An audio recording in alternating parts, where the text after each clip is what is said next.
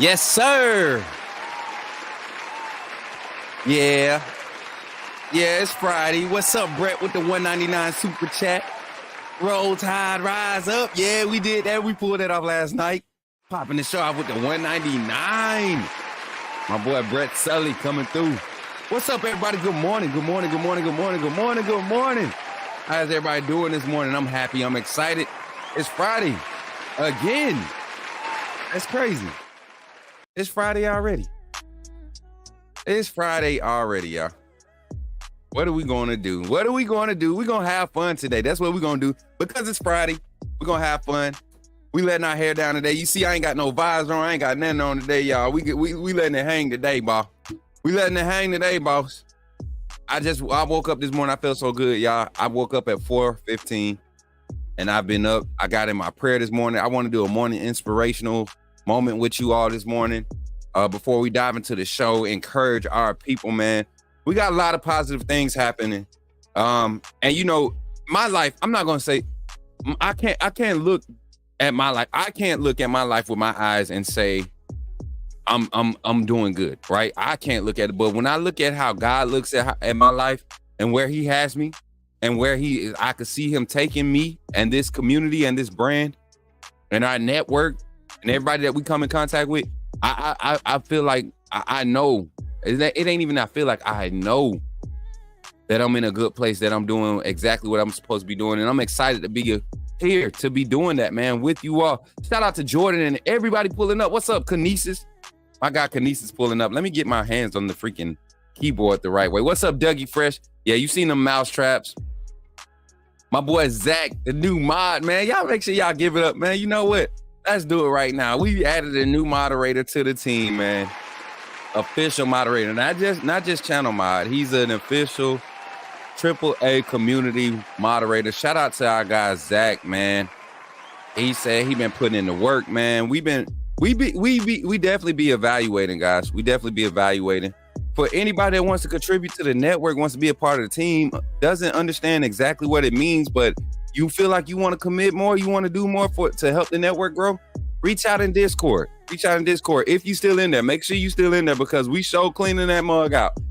We got some new settings that we about to put in for the new people that join. It's going to be a questionnaire for when people join now so that we can start getting people set up in certain chats. We got different fan bases jumping in there. We want people to have their safe spaces for, let's say, if we have a good following of Georgia fans that join the AAA community. Georgia fans need to have their safe space, their safe room, right? You have the community room, then you have your safe room. You have the Georgia locker room. You have the Alabama locker room. That's what we're going to be doing in our Discord. So y'all continue to share the word. What's up, twin? Kimberly's in the chat. Matt Farms, what's good, fam? How you doing, Jay? Good morning. Craig T, good morning, beautiful. That's my baby, y'all. We had fun yesterday. I got to show y'all a video. My girl was out there on the, we went to the batting cages last night. She wanted to get a workout in. And so we decided to go to the batting cages. A lot of y'all don't think it's a workout, but yeah, I'm feeling it. My back, my core, everything is tight right now because we went with the intention to get a workout in, and that's what we did. So good outing last night. Definitely was a good break from streaming. You all know we went live yesterday to do the gaming content. And then the schedule just got totally whacked because of all the players that we have involved trying to come on the show, man. It's getting to that time of year. So next week, we're replacing our Thursday content. We're going to have more VOD stuff available. And then we'll be with season news. It's not much news that comes out, you know, Tuesday, Wednesday, and Thursday. You get your injury reports. We'll react to those in the morning. But Thursday evenings, we're going to find another community-based content, live content delivery to get involved with. And we're actually we're designing a game show, y'all. We're designing a live game show here on the Coach Smook Network to where we bring on community members, contestants every week. And it's debate style, but it's also trivia. There's opportunities for cash giveaways, all of that stuff. So if y'all interested in that, stay in the Discord. Stay in the Discord. And the way we're going to do it is basically kind of like what's the one used to, The Price is Right. The Price is Right, where you're in the chat, you get to do your thing, And I see you in the chat and you want to come down, right? And we do like a spinning of the wheel or something. We spin the wheel on the stream, and then we'll select if you want to come on the stream to try to win the cash prize for the night in the competition, then you win it. But it's gonna be lit, y'all. It's gonna be fun. That sound fun, y'all. What's up, my boy Wild Boy, man? All the way from B More checking in over there on the Facebook side. What's up, B More in the house? Make sure you drop a like for your boy, man. Wild Boy, how you feeling, my guy? Good to see you, man. Good to see you. Good to see you. Barbecue tomorrow for the game is going to be crazy. Dougie Fresh, where you going to be at? You still on the West Coast, man. Don't be doing that. What's up, Travelpreneur Podcast is in the building. How about them Falcons, baby? Rise up. Yeah, rise up, baby. Rise up, my baby said, back on fire, baby, back on fire. What it do, big baby, over there? On the Twitter side, man, we got representation everywhere. Big baby over there, AAA, man. I'm telling you. He AAA. He AAA through and through. I can't wait to get this thing popping off with our insider crew. Right now, recruiting is low key because of the seasons. Everybody see, but I'm telling you, watch November, December pick back up, and watch the buzz pick back up. Watch what happens. See a lot of these guys on 3, and I'm not gonna keep doing that. God, dog, it Smook, stop doing that. A lot of these other outlets, they do all this public, publication and stuff, and they be writing all these stories, these irrelevant stories. A lot of things going on behind the scenes, including not just for Alabama football and recruiting, but against us in recruiting. A lot of things they won't write about. A lot of realistic things can happen come early signing day that might surprise some of y'all. But the thing is, what's happening is all the movement that I'm hearing about, Alabama's going to still end up with the #1 recruiting class. A lot of the movement that we're going to see is going to be because you got other guys that see opportunity elsewhere to actually start. This class that we bringing in, they know they're the future. They know that they know that 26 is their year. That's what this class, this 25 class is doing that we're bringing in. And they are putting together a freaking crazy group. So y'all see that content pick up. Y'all, we got another minute before we start our show. Welcome in, everybody. What's up, Dwight? My boy jumping in the back, the producer coming in, taking over, man. Listen, I want to do something real quick, Dwight. You got your mic on? We got to do a Dwight check-in real quick, man.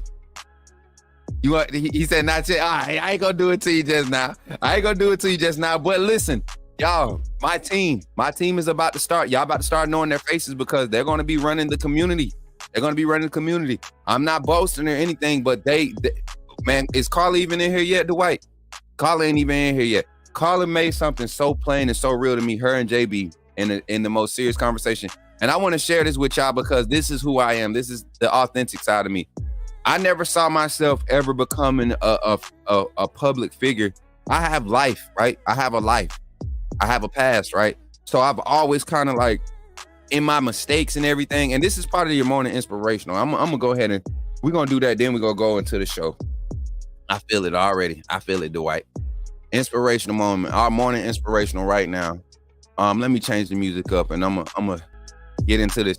Y'all, so I don't want y'all to take this as a sad moment. Listen, this is inspirational. This is my flow music. So flow with your boy. You get what I'm saying?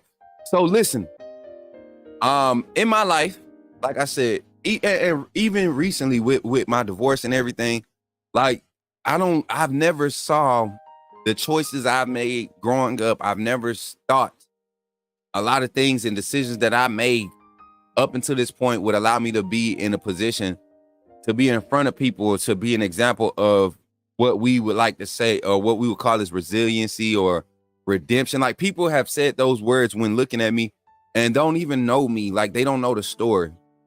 But if you all could just if you all could just think about your own story and look at where you currently are right now, you can really take advantage of every opportunity that's placed in front of you.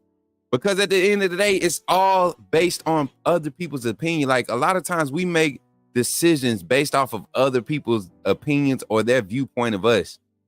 And I did that a lot for the first 14 years of my adult life. I did that. I as bold, as outspoken as I was, I made a lot of decisions based off of other people's opinions on my life. And that held me up for so long. I can't say I didn't thrive in points and times in my life, but I didn't experience the fullness. I never took the chance to really figure out who I was. You know, I had my first son when I was 19 going on 12, turning 20. I had just turned 20. So, and I was already married at 20. So I'm trying to be a young father and be an adult. Didn't get my chance. So I made all these excuses, but it took up until January of 2024 to choose to take a chance on myself and really trust God in it. Like really trust God. And everything that was attached to me that I had that I had allowed to get attached to me throughout my years and my of life, right? Everything that I had allowed to get attached to me. Once I made the decision to choose my destiny, to choose me, because I messed up. I used to say that all the time. I'm gonna choose me. No, I chose my destiny. And when you choose your destiny, that means everything that's attached to it, everything that you're meant to do, and everything that you're committed to completing, it's not just going to benefit you, it's going to benefit the people you love. And so the people I love even changed. Like the type of people I allow around me has changed. The type of energy, the type of effort I put into clapping back or whatever, you know, being paid, all of that has changed because I chose to choose my destiny. I chose my destiny. I chose to be inspired instead of suppressed. I chose to take every life situation I was dealing with. I mean, literally, man, I can't. I had two sons that I live in the same city as my two oldest sons, and I can't see them.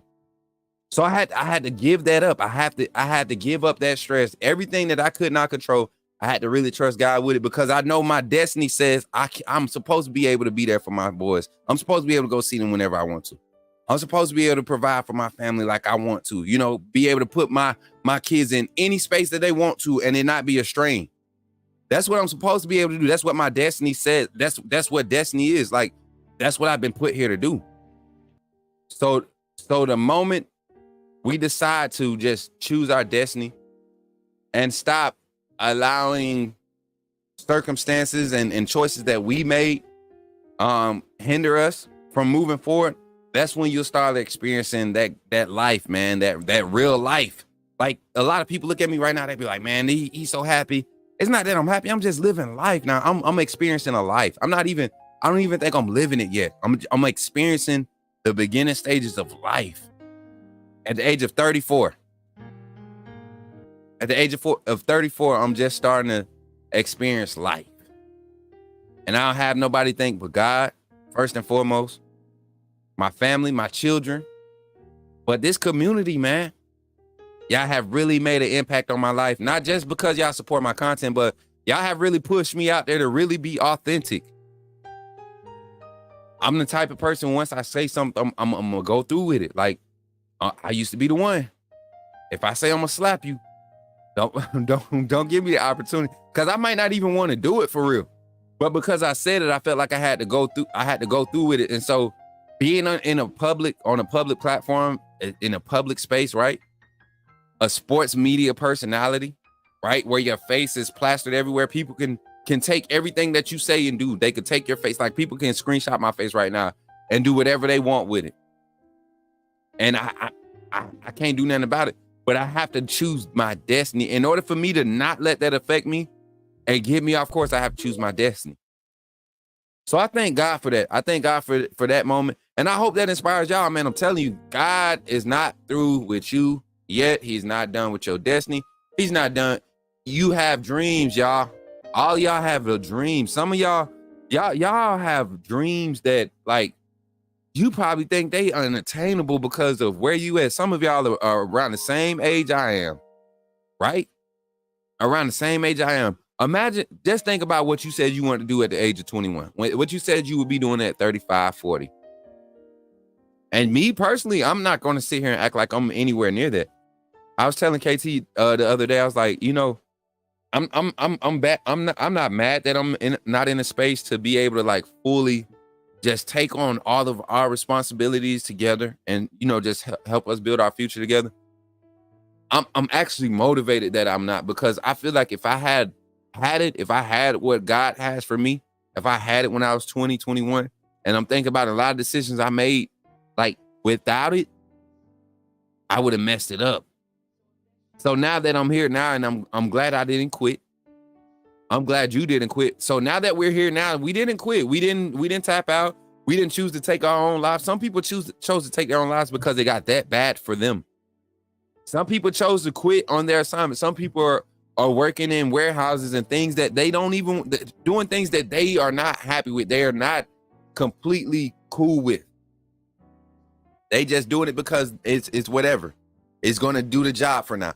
But they're not happy, and they're contemplating, ending it. They're contemplating giving up. It's going to be a time in life where you just choose. You have to choose, man. And I don't want people around me in that dark space. I don't want people around me in that dark space. So I want to inspire you. You can do it. I'm doing it. I haven't done it yet. I'm doing it. I'm actively doing it right now. You know what's sad? I can't even, I used to have to, when during my process, I used to have to go live in fear. I'm gonna just be real with you. I used to go live in fear that while I'm live, people that don't mean me well, right? Who they would take this and try to abuse it, try to speak on it. And I mean, they people talk, right? But I chose my destiny in the state of like, my past is my past, my future is my future, and my present is my present. So with what can I control? I can't control my past, right? I can't control that. I can't control my future either, right? I can project, I can desire for my future, but only thing I can control is my present. And if in my present, I want to do what I know my heart and my intentions are, is to do the best I can to provide inspiration, to provide insight, to inspire, to entertain, to be positive, right? To create.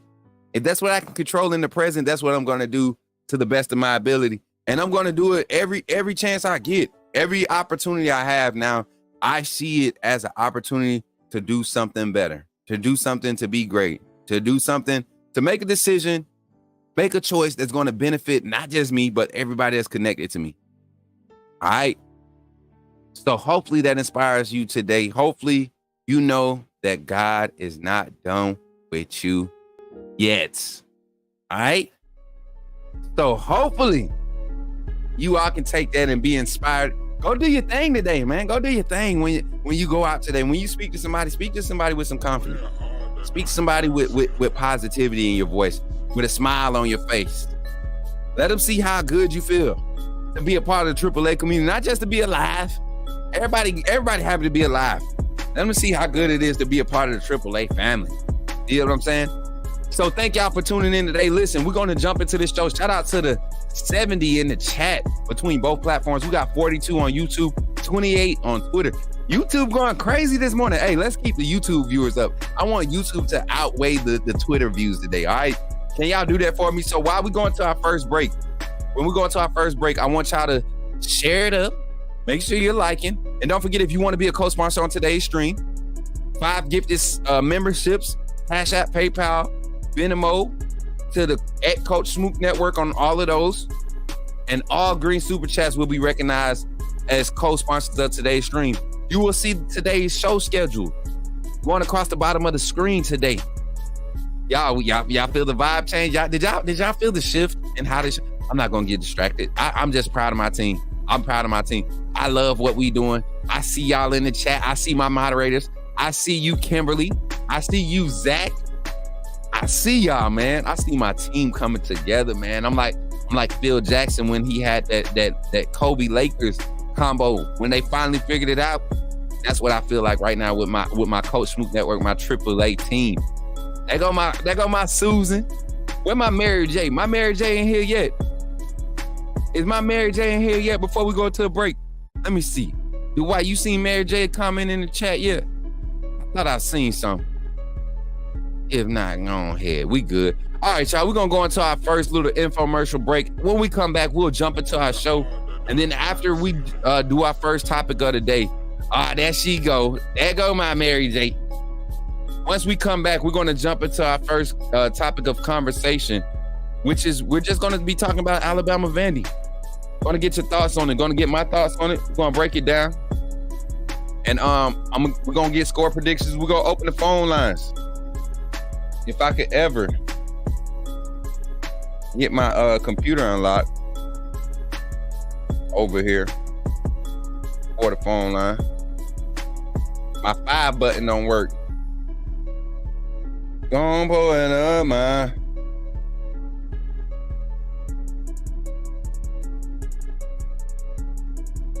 Oh, we in there. Okay. Thank you, Jesus. All right, let's get to it, y'all. I had to make sure I do that. Team, what's up, baby? Welcome in to the show this morning. Hey, I need the membership badges. We need some more members. We need some more members in the AAA community. It's time to upgrade. It's time to get some more members.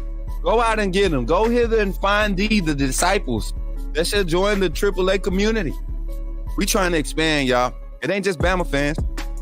We trying to start our Georgia AAA. You know what I'm saying? We trying to get the Georgia AAA folks acquainted. We got some Georgia AAA.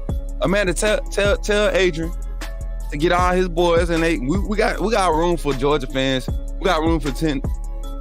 I lied. I don't got no room for no Tennessee fans in AAA right now. God ain't through with me yet. Y'all gonna have to pray with me about them Tennessee and Auburn fans coming to AAA, y'all. Y'all just, for real, y'all really gonna have to pray for me. We gonna vote right now before we go to our break. If y'all cool with it, yay or nay for the Auburn and Tennessee AAA community? I say nay. What's up, Chapman family? Yay or nay? That's all I want to see in the comments from this comment on. Now, do we yay or nay? Do we? No, I don't think so. You don't have space for Tennessee. You know what? I lied. Tennessee fans ain't that bad. We're not even gonna do them like that. Tennessee fans ain't that bad. It's just they school trash. It ain't the fans. It ain't. What's up, Piano Man? I'm gonna tell you. We got 20 seconds. No, we got a minute and 20 seconds before we go into our first break. I'm gonna tell you right now. And hopefully I'm not breaking up. Is the music too loud, y'all? Oh, it ain't even loud. So I'm gonna tell y'all right now. We was at Baumhauer's, right? Watching the Falcons game. And boy, shout out to Baumhauer's in Montgomery, man. Them them shrimp tacos. First of all, the prices, oh my God. I'm almost tempted to stay down here in Montgomery for the next 2 years, right? But the prices, right? The prices are right, okay? Secondly, there was a Tennessee fan in there. And he was from out of town. He was actually from Knoxville. Correct, babe? I'm not mistaken. Knoxville. He's somewhere from Tennessee. Had his Tennessee jacket on. And we're watching the Falcons game and we just talking small talk. But he said something and he was so cool, man. He was like, man, I can't lie. Alabama is just so beautiful. Like, why are they, like, he was just talking about college football. And I was like, man, this dude, I could actually sit next to this dude and watch the game. So some Tennessee fans will get it. But Auburn, we're going to say, nuh-uh. Nope. Hey, for Auburn fans, y'all know we're going to say to Auburn fans.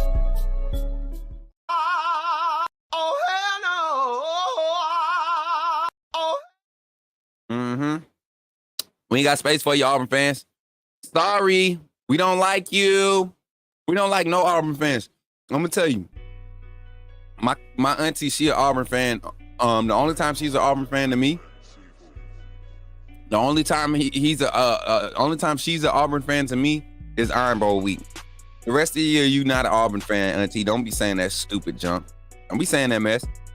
And I know she be watching my show sometimes too, Auntie Bonetta. Don't be saying that crazy mess, talking about some, that junk just bring a sick feeling to my stomach. But we're going to jump into the show today, y'all. We're going to get into it. Thank y'all for being here today. Don't forget, during this infomercial break, please, like, make sure you subscribe to the channel, and make sure you share this thing on all the major platforms, y'all. I really want this social media push during our first 45 minutes. So we're at the 30-minute mark. Please help us with the algorithm today. Let's get it going. Thank y'all for being here. Think about becoming a member of the family. Support our merch, and shout out to our sponsors on today's show. Glad you chose to stop by the channel today Just wanted to give you an opportunity to really become a part of this community here at the Coach Smook Network. We like to call ourselves the AAA family. The AAA stands for authenticity above all. We just want to give you an opportunity to become a part of this community because we're growing and we're doing something special here as a fan base, not just for Alabama, but the fan community as a whole. We're creating an environment where it's safe to be yourself, be authentic, and meet people who share the same passion you share, whether it's for the same team or not. You can do this by becoming a member of the AAA family and earning your birth certificate, as we like to call it. You simply start by just clicking the link provided to you by one of the moderators in the chat, or it'll be pinned to the top of the chat. Click that link, it'll bring you to my homepage. When you get to my homepage, make sure you hit the notification button and turn on all notifications. Understand that there are multiple ways to support the channel, and each level has its perks. You can go through and read each perk. As we continue to grow, new perks will be added to each level. One thing we would like to highlight that all AAA members are greatly appreciated. It does not go unnoticed that you have taken time and hard-earned money to support this channel. Once you join, YouTube is going to ask for some payment information, and make sure you monitor your subscription dates. Also, if you really want to get interactive with the community and find out what's going on, think about joining our Discord family. This is where you can get into all the fan talk of the community, and also there are networking opportunities. Please be mindful that there are rules and that we expect everyone to treat everyone with respect.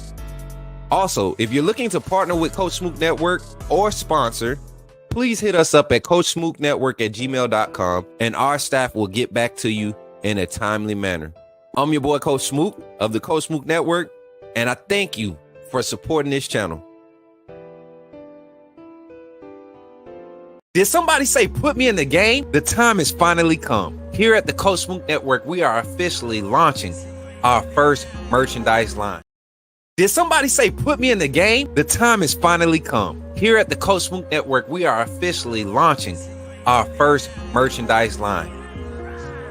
We will have a lineup of t-shirts, long sleeve shirts, sweatshirts, and hoodies available, with more items to come in the future. The way you can find these items is by simply going to the YouTube page, clicking on the links, and you will see the Coach Smook Network merchandise link below.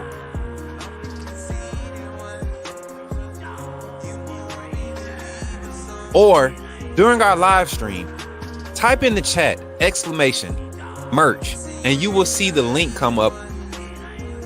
And from that website, you can purchase all the variety of merchandise that we have available. Don't wait too long.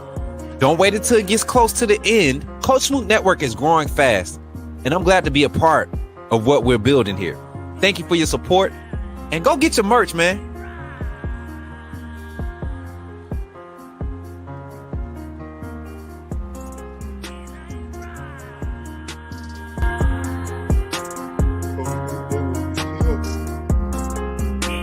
It's here. Authenticity above all. AAA family. Coach Smook. You know what it is.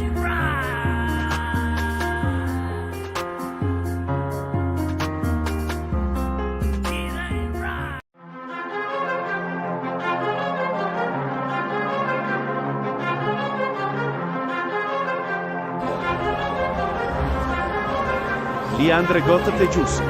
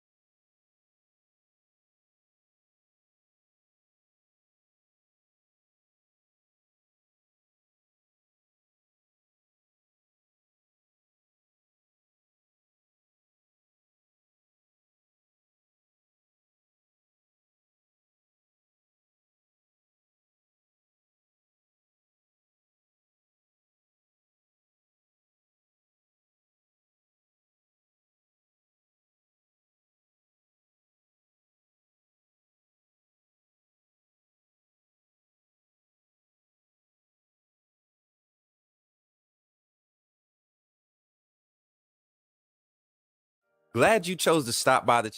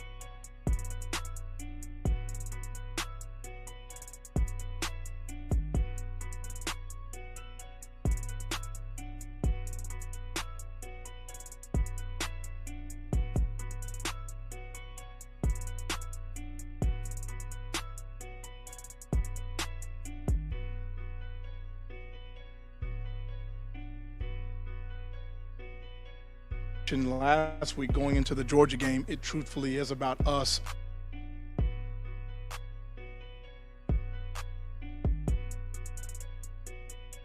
Standards and the expectations that we have for ourselves, and trying to go out there and play better and better every single week. We can improve our game.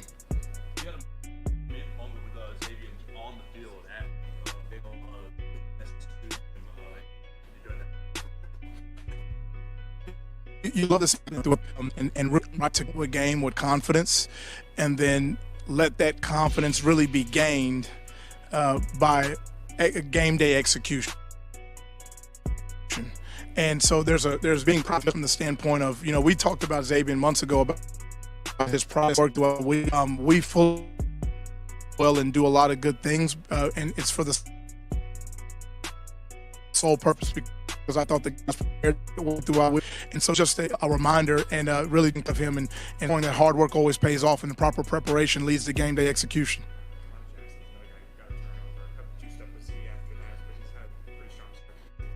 Oh, you love what he is right now in terms of, I think he's in a good. I think he also knows that we're trying to be critical of ourselves and find every single thing we need to improve our game. And you love that he's going out there and he's competing. He's in a sweet spot in terms of how hard he's competing. You know, he's got a natural skill set. Everybody talks about how athletic he is and those things. I think a lot of his football character, him watching extra film. He came in the office on Tuesday, watched extra film. On Wednesday, watched extra film, taking proper notes, and he's putting in the work throughout the week. He's another guy that's going into games with a confidence, and it's a healthy confidence, because he's preparing the right, and then he's going out there and executing on game day.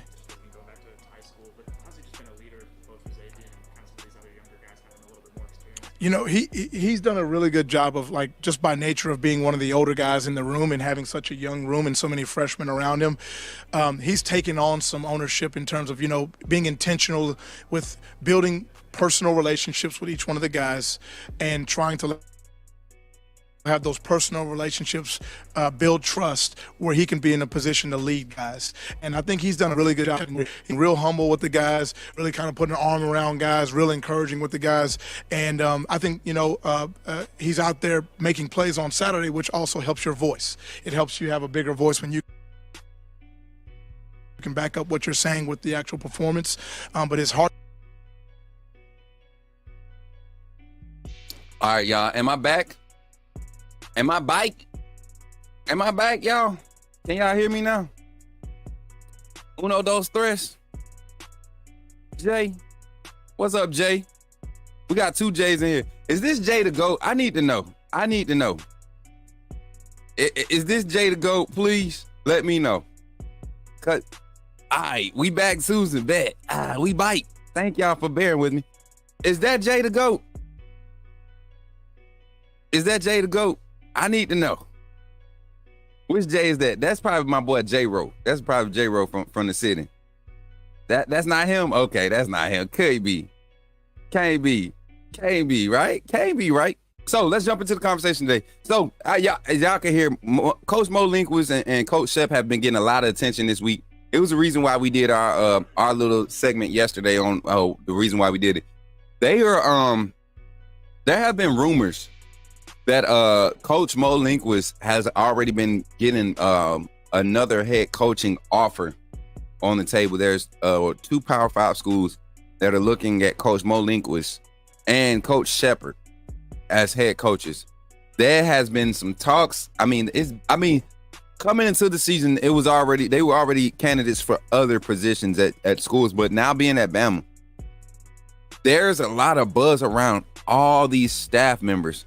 And I want people to look at something like this staff. And I'm gonna tell you, just based off what I know, this staff is not going to be one of those 9-10-year staffs. This is 4 or 5 tops. We're going to have this full staff, this staff as a collective, and it's only right. It's only right. You look at some of the coaches on the staff, right? Let's think about it. You got Coach Freddie Roach. Look at how much experience he has. Look what he brings to the table as far as a coach. He's going to be somebody's defensive coordinator in no time. In no time, next 2 or 3 years, he'll be offered a defensive coordinator position. Being that he's got managed the game management, he's recruiting is there, and you can, as a defensive coordinator, the trenches is where it starts, right? That's where you design most of your scheme based off what you have up front. So being able to recruit real well in that area is definitely going to be one of those things that help Coach Roach build value for himself. But you got to look at all the other guys. Coach Mo Linquist, like I said, Coach Colin Hitzler, defensive coordinating experience. Kane Womack, former head coach, now is a defensive coordinator. Like, we have a big pot to choose from. We have a plethora of quality coaches to choose from. So yeah, man. I like this staff. This is why I like this staff. This is why I'm so high on this staff. And like I said, Coach Mo, Coach Shepard, those two have been highlighted because those are the players, those position groups on the field were probably the biggest question marks outside of the left tackle position on the O-line, but everywhere else we were kind of solid, right? Everybody was confident. So looking over everything, right? Looking into this game, Alabama versus Vandy, our staff always leaves. Yeah, I mean, that's just, it's not just us though. I want us to not just think it's us.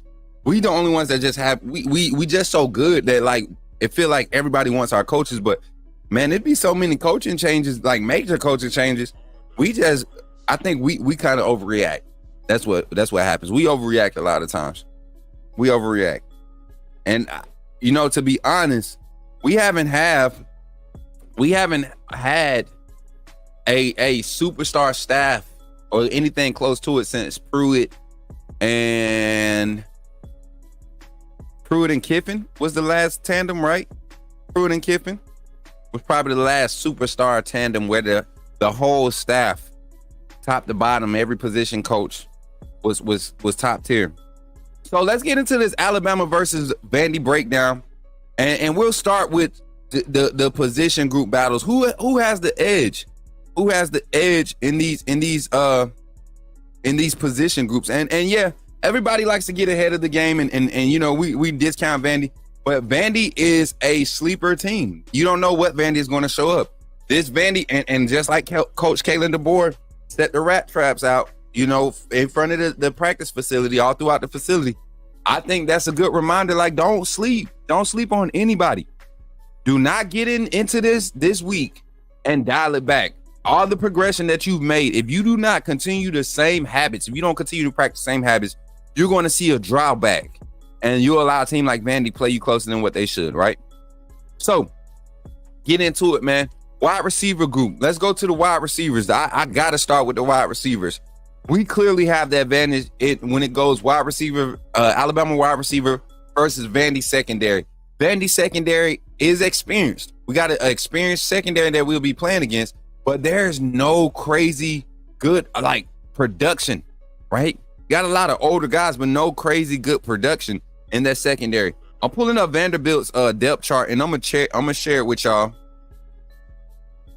I'm gonna share it with y'all, and then we're gonna look at some of the statistics that Vanderbilt's defense has been posting this season against some of their matchups. More so, they look good against Missouri, so I want to use their best game against, and then also it's a conference opponent, so we'll reference that game to kind of get an idea of what this team looks like in the secondary. So let me see if I can share this screen correctly. Share screen, boom, boom, boom. Vanderbilt Commodores football depth chart. And this is generally what their depth chart looks like. I was able to confirm before we came on live today. So I went and I'm looking at these players' names. And you guys see that Vandy didn't benefit from the transfer portal like a lot of teams in the SEC did this offseason. Not this past offseason. Now, last year, y'all know Vandy, they had a lot of transfers come in. Vandy was one of the top schools that benefited from the transfer portal last year. This year, you don't see it. That's why you see a lot of these orange the orange is the new on rosters. So those are the new transfers. You see, they only have two guys really in their rotation that's being implemented now. But you look across the board, they're not a young team on the defense. They got a lot of veteran guys, few sophomores, right? Some true sophomores, some fourth year juniors, right? This is an experienced team, and they're disciplined. One thing about Vandy this year, they're disciplined. They're not giving up a lot of big plays. They're not giving up a lot of big plays. What Vandy is doing, though, they're just not keeping up. They don't have depth. So what do we do with our wide receivers? Yeah, they lost a lot to the portal from last year. Yes. You gotta now, y'all remember last year everybody was praising Vandy for hitting the portal and doing good in the portal, being in games. I mean, Vandy some games they look like they were Power 5 contenders in the first 18 to 24 minutes, and then they just go downhill from there. But yeah, so just looking at the roster, some of their impact players, you'll hear their names called. The Ricky Wright is a guy that you'll hear his name called a lot for their defense. Brian Longwell, their will linebacker, he's one of their hybrid type guys. The guy that can pass rush, cover. He can dissect the plays. Their inside linebacker, the middle Mike linebacker, Langston Patterson, another highly touted talent that they give a lot of credit to. And their nose guard is very disruptive. Demarion Thomas is very disruptive. He's a younger guy coming in as a true sophomore, but he can impact the field. I can't wait to see this matchup between he and the interior offensive lineman with the likes of maybe Tyler Booker. That's probably going to be the matchup. You're going to see a lot him and Parker Browse for Tyler Booker. He usually shades those sides majority because they try to get their ends head up on the tackles inside, playing the inside or head up technique on their tackles. And they try to let their linebackers, contain the perimeter. They lead them to clean up all that mess and use their safeties and inside run game support a lot. So this is going to be interesting. This is going to be interesting because we all know that Alabama, our interior run game, our interior run game is our bread and butter when it comes to the run game. Without using Jalen Miro's legs in the read option, our interior run game, the inside zone, the counter, the tackle counter, inside the tackle counter, like those run schemes are what we thrive off of for our run game. So it's going to be interesting to see it. But wide receiver versus their DBs, that's what we want to dive into for the first couple of minutes. I look at this secondary, right? And Brandon Fontenot Jr. This guy is such a liability. I saw against Missouri where their slot receiver was just cooking. And if Missouri had anything of an offensive line, the quarterback would have looked like a Heisman contender. All right. We need a counter to the right tackle. You know what? Elijah Preacher, I like him pulling. I love Elijah Preacher. I don't know if y'all been paying attention. 57 pulling in space is crazy good. Him and Jaden Roberts in space and Tyler Booker in space are crazy good. Back on topic though. But you go and I'm gonna pull up these the Vanderbilt Missouri stats. Let me pull up their stats from that last game. But I look at the wide receivers, man. Our wide receivers versus their secondary. Vanderbilt has only given up I think six 40+ pass plays. They're going to play safe over top. Vanderbilt's not going to get beat over top a lot. How does Coach Nick Sheridan dial up the pass scales? What schemes do we attack Vandy's defense with? Right? You're going to see a lot of shell two high with Vandy. Right? They might even go 3 high because they know that we're going to try and try to take the top off. They know we want to stretch the field vertically. Kalen DeBoer has been consistent in doing that. Everybody, you know what? Quick pause in the wide receiver DB take. Everybody knows Kalen DeBoer loves to stretch the field vertically, right? Nobody's been able to stop it. I wonder why. That's a good topic of conversation to have one night. I'm gonna get a panel together and we're gonna talk about it. And I want to talk with some good football hits, like some real football hits. Maybe let's try to get George Teague on, very extensive knowledge of the game. Try to get Coach Al on. Who else, man? It's some guys that do some Bama football coverage. I think we could get in and talk, break down this offensive philosophy of Kalen DeBoer and why it's so successful. And I have my own, to just give a small synopsis of my opinion. I think most of it is just the design in this protection that allows you to do everything on the outside of it, because you have so much movement after the snap up front that you can't shoot gaps all the time. You can't be aggressive shooting gaps. You can't sit back on your heels and contain, because then you're a step behind. It's like you're always consistently making the defense, the front 7, front 6, front 8, however, whatever. You're always making the box guess because of what you're doing with your front 5. And I think that's the basis of. So that's a good topic of conversation for all my football heads that would like to hear that. I think that's a good panel talk. We might be able to talk about tonight or today. Live game simulation is during the day today, y'all. I want y'all to remember this. We're going to do the live game simulation after this live show. We doing the live game simulation. That's why the show is only going until 10:30 today, because we're doing our live game simulation at noon. At noon, it's going to be live. We're going to give people a chance to come in. We're not looking for the numbers today. We're getting the content out there, and then I'm going to edit it up and put it out as a premiere tonight with just the game, so that people can see the Vandy versus Alabama live game simulation. And then tonight we got a lot of content. I'm going to see Russell County play tonight. They playing at Stanhope Elmore tonight. I got to go check on my boys, man. They are 5-1, 6-1 right now. My boys are making a playoff push. And y'all got to continue to support Bryson Riggins, Jamar Burnett, Denver Harper. Them boys are putting in work, y'all. But Bama wide receivers versus Vandy DBs, I don't see the competition. I don't see the matchups, y'all. I don't see what DB can they resource, what set of DBs can they resource to slow down our passing attack on the back end. I think what they will do, I think they'll try to bracket a lot of our guys. Smook, I'm glad you are breaking down Vandy. Everyone is still discussing Georgia.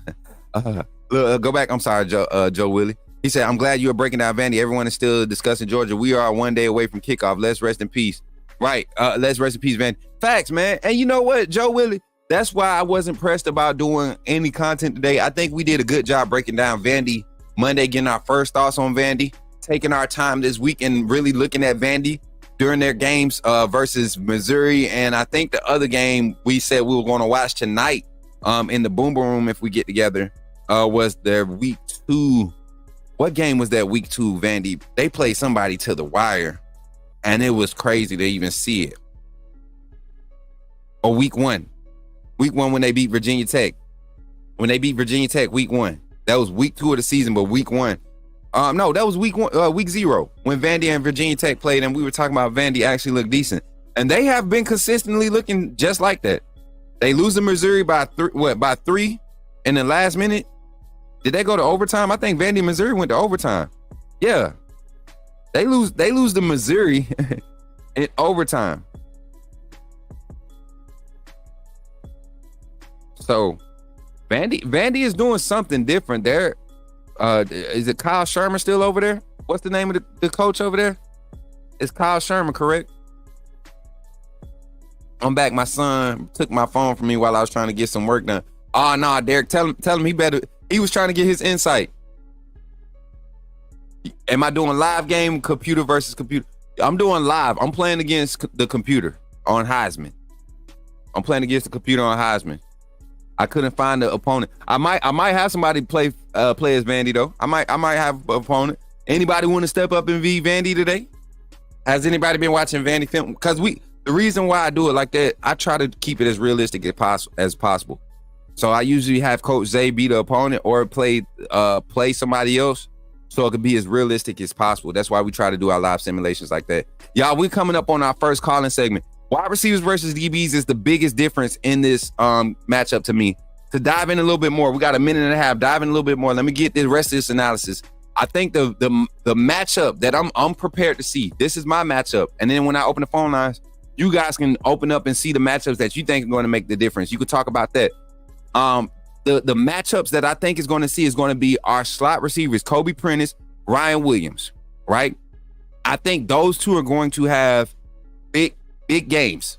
I think Jeremy Bernard, Kendrick Law get implemented in the jet sweep game. I think we start to see Caleb Odom and the jump ball, our big receivers jump ball. I think we start to see that try to get implemented. Robbie Oots, CJ Dupree, Josh Cuevas doing great.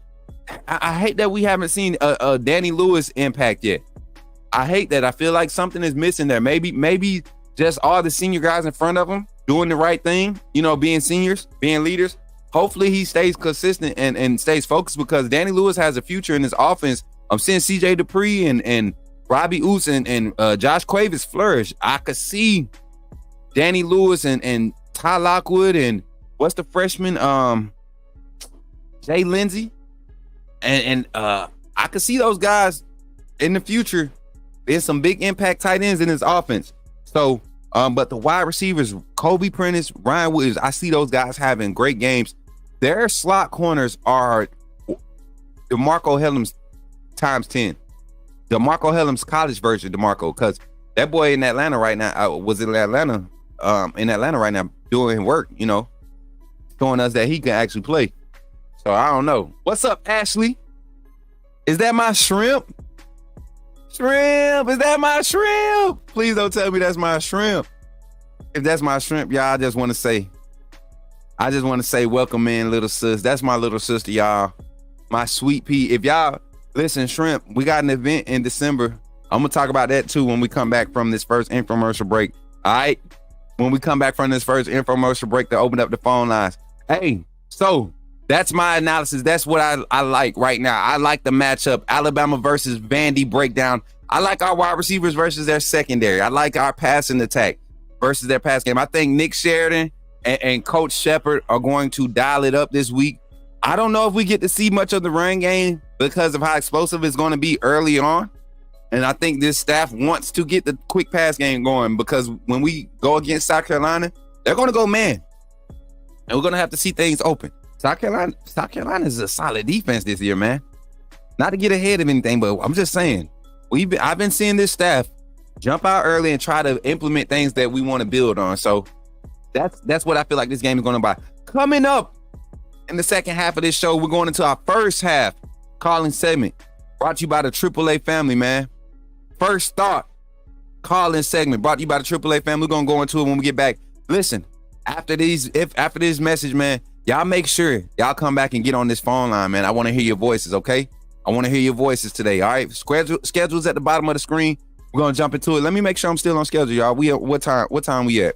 Let me make sure I'm still on schedule. Y'all know I be getting all jacked up on Mountain Dew. All right, yep. So 8:45, Alabama versus. Okay, so we supposed to be doing our analysis to 9:30, but I'm going to open it up because I want to hear some of y'all talk. I see y'all talking in the chat. I'm going to open up. I want to extend the first call-in segment time a little bit longer. So since we're here on my channel, that's what I'm going to do. Right after these messages, y'all. If you're not a member of the AAA family, this is how you do it, man. And please hurry up and do it. If you're not a member of the family, you're missing out. All right? Glad you chose to stop by the channel today. Just wanted to give you an opportunity to really become a part of this community here at the Coach Smook Network. We like to call ourselves the AAA family. The AAA stands for authenticity above all. We just want to give you an opportunity to become a part of this community because we're growing and we're doing something special here as a fan base, not just for Alabama, but the fan community as a whole. We're creating an environment where it's safe to be yourself, be authentic, and meet people who share the same passion you share, whether it's for the same team or not. You can do this by becoming a member of the AAA family and earning your birth certificate, as we like to call it. You simply start by just clicking the link provided to you by one of the moderators in the chat, or it'll be pinned to the top of the chat. Click that link. It'll bring you to my homepage.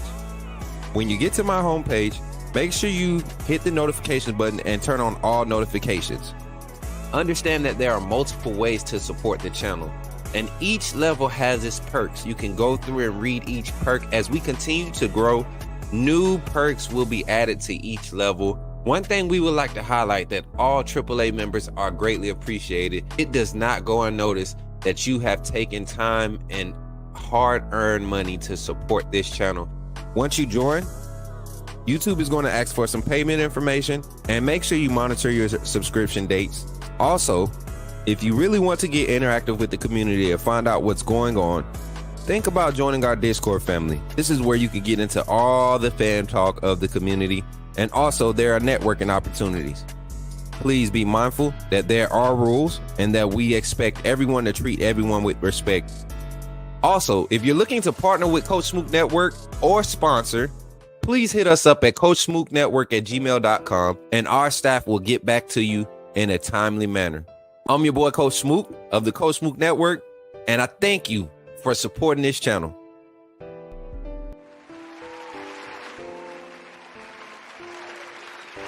Glad you chose to stop by the channel today. Just wanted to give you an opportunity.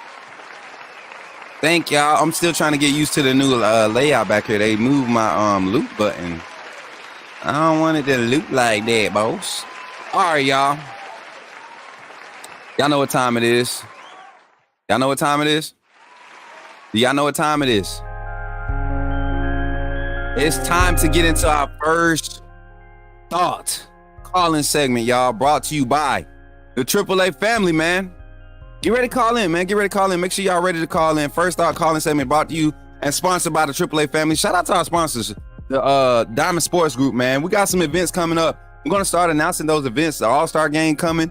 I'm going to be streaming that, broadcasting that live, kind of commentating it, doing interviews with some up-and-coming rising stars, man, in Myrtle Beach in December. And then we're going to be in Arizona. Coach Smook going to Arizona, y'all. Coach Smook going to Arizona. And we're going to be doing a little event, right? We're going to be doing a little event in Arizona. All-Star game. And then we got, is Arizona, got Myrtle Beach. Oh, then we're going home. We're going to Phoenix City. Got one in Phoenix City. Got some, where else? DC? We got a lot of all-star games. Youth football is taking over. So make sure y'all supporting that sector of our content, y'all. Now, the phone line is now open. 334-625-1121. 334-625-1121. You can now call in, say your name, and put me in the game, coach. And we'll get you on this line and get you talking for our first half. First thought calling segment here on the Coach Smook Network. I love this show, man. I'm not even gonna lie. First half calling segment. First thought. Got our first caller on the line. Let's see who it is. Call from Zachary, put me in the game, coach. Yo, Zach, what's up, man? How you feeling? I'm feeling good, Coach Smook. Happy it's Friday. Look, One day away till kickoff. Yes, sir. Look, Zach, I woke up this morning and I looked at my phone, right? Cause that's what I do. I wake up and Right. we supposed to pray first, but I woke up and I looked at my phone and I saw today was Friday and it surprised me. Anybody else got surprised by Friday? Did anybody else, like, I'm for real, chat. Did anybody else woke up today and was like for real surprised that it was Friday? Like, that's crazy. But Zach, welcome to the show, man. Welcome on the line. You in the game, man. Talk to me, bro. Yes, I just wanted to say, Vandy. I'll give Vandy credit where credit is due. They have played teams close this year, but I kind of believe it's going to be similar to Wisconsin. And the reason I say that is because we're playing on the road. Okay. And so I think we might have a slow start, sluggish, a little slow start. But now I want them to start fast, but you never know because you never know what Benji's going to throw at us. You know, we have an idea, but we don't know for sure what they're going to throw at us. You know. Yeah. So, we could have a slow start. We could have a fast start. We never know. But Vandy, I think they'll keep it close in the beginning, like first few minutes of the first quarter, and then we'll kind of run away with it. And I expect us to win pretty big tomorrow afternoon. Okay. Give me a score prediction, and then we'll break it down a little bit more. I'm gonna say, I'll say 63-3. 63-3. Yes. I'm liking them feels. Zach. All right, so now let's talk a little offense, and then we'll jump to the defense, and then your final thoughts. All right. So this first minute of this phone call, Zach, offensively, what's your matchup that you're looking for versus their defense? What are you looking to see the key to, or what are you trying to see that's going to give you confidence that this is a Bama team that's getting better, not just beating Vandy, but actually getting better while beating Vandy? Okay. Seeing Jam and Justice get some carries, because I mean we haven't, because we relied more on Milrow in the run game than we have Jam and Justice. So I think, to give them reps to, keep building and keep growing. I think we need to feed them a little more. And I'm not saying much more, maybe 5-10 carries a piece more, so our run game, and I want to see our wide receivers, how they handle Vandy's cornerbacks and safeties, which I think we'll win those battles, but you never know in game to game situations. They might throw something at us that we're not used to seeing, and it might take us a drive or two to get used to what they're throwing at us and make a few adjustments. But overall, I think everywhere, I really think that the offense is just superior to Vandy's defense. But at the same time, I don't want to take Vandy for granted either, because this Vandy team is not like Vandy teams of old. I think Vandy has a chance that if we don't come out and play, if we play down to the competition, like say South Florida, and or in years past under Saban, in the last 3 to 4 years, I've noticed that we have played down to our competition. Then it could be a lot tighter game than what my score prediction was. But I still think that this coaching staff is going to have this team ready, to go out there and compete for 60 minutes especially after what happened last weekend. With everybody saying that Bama let off the gas, that Georgia just outplayed them in the second half, this and that. I think they have a little bit. I think they have like a chip on their shoulder to prove that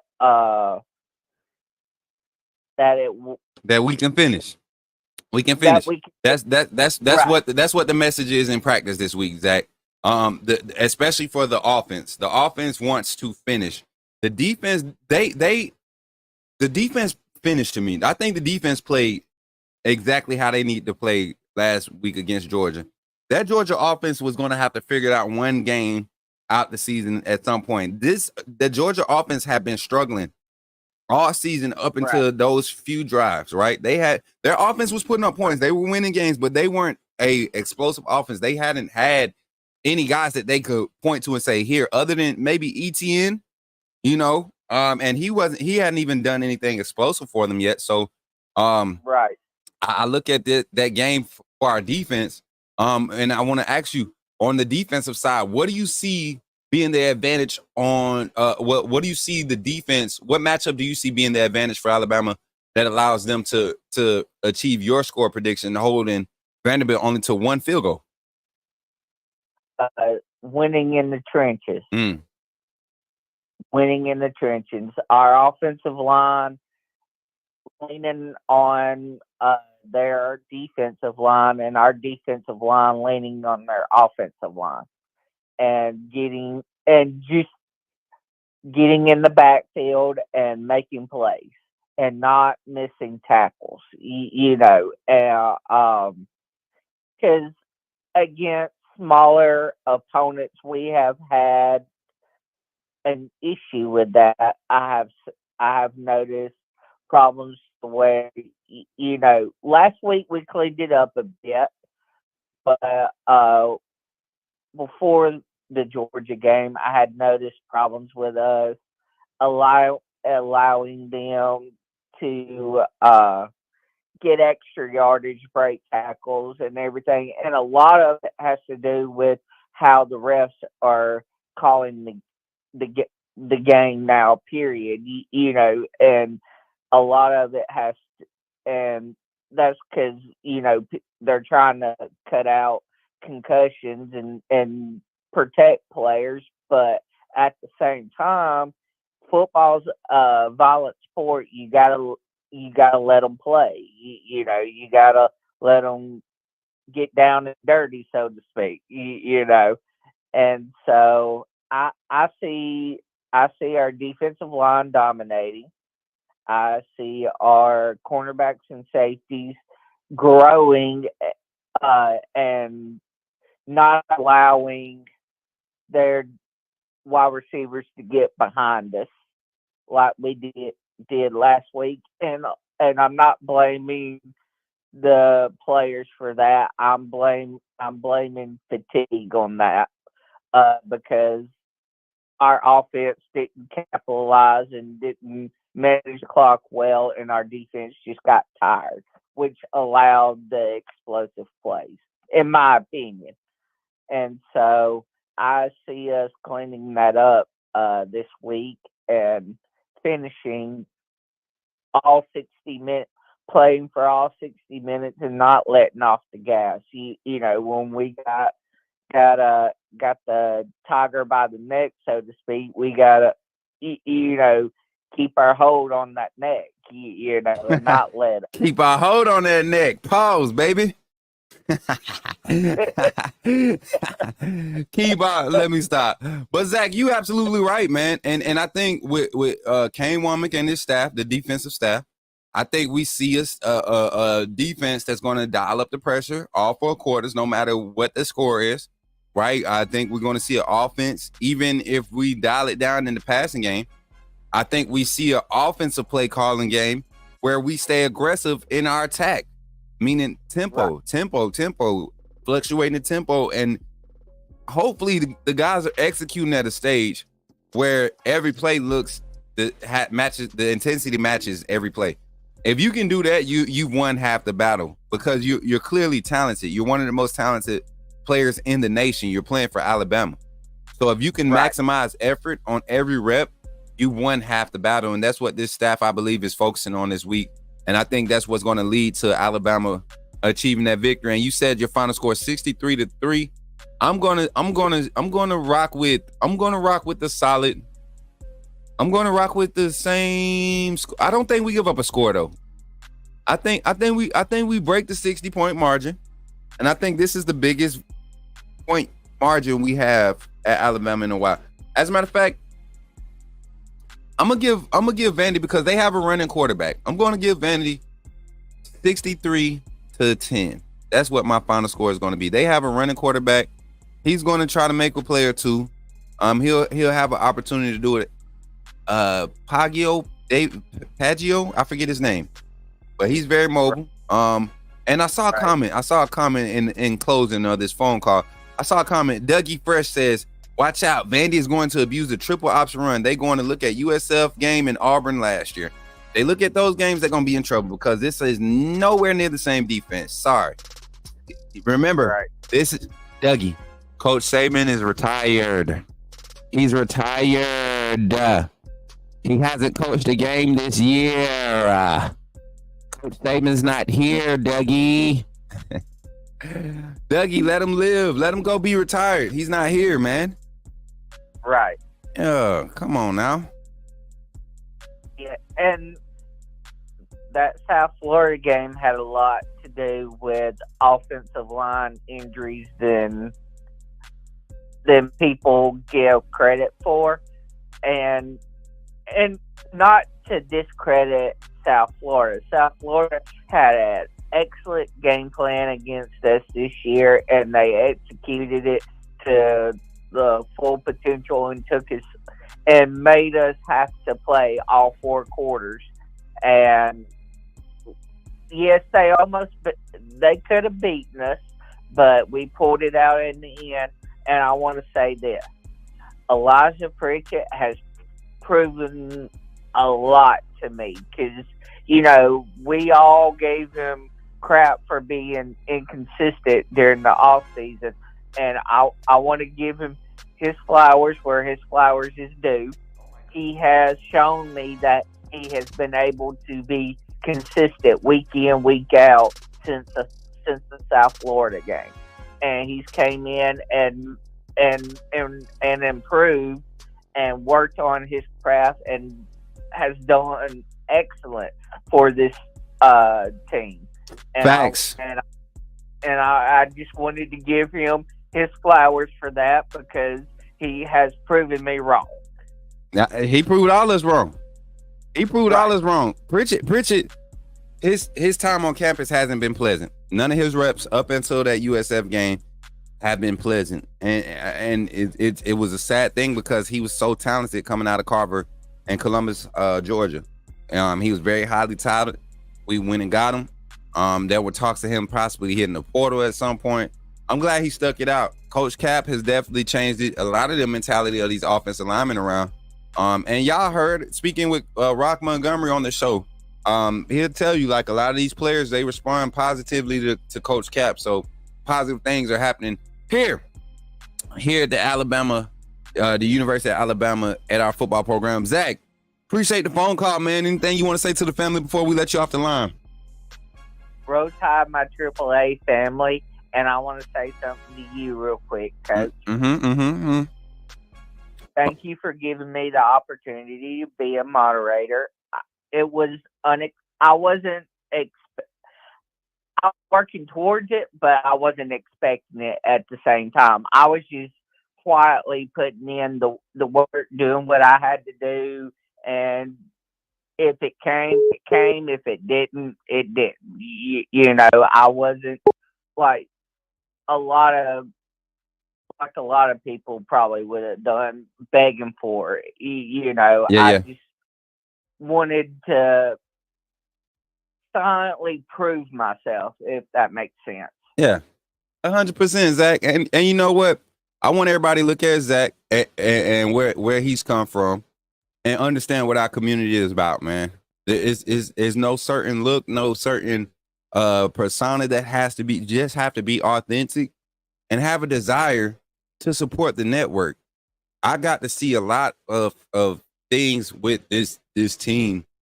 Everybody that attended the tailgate, as much fun as we had, it was also a opportunity for me to observe my community, right?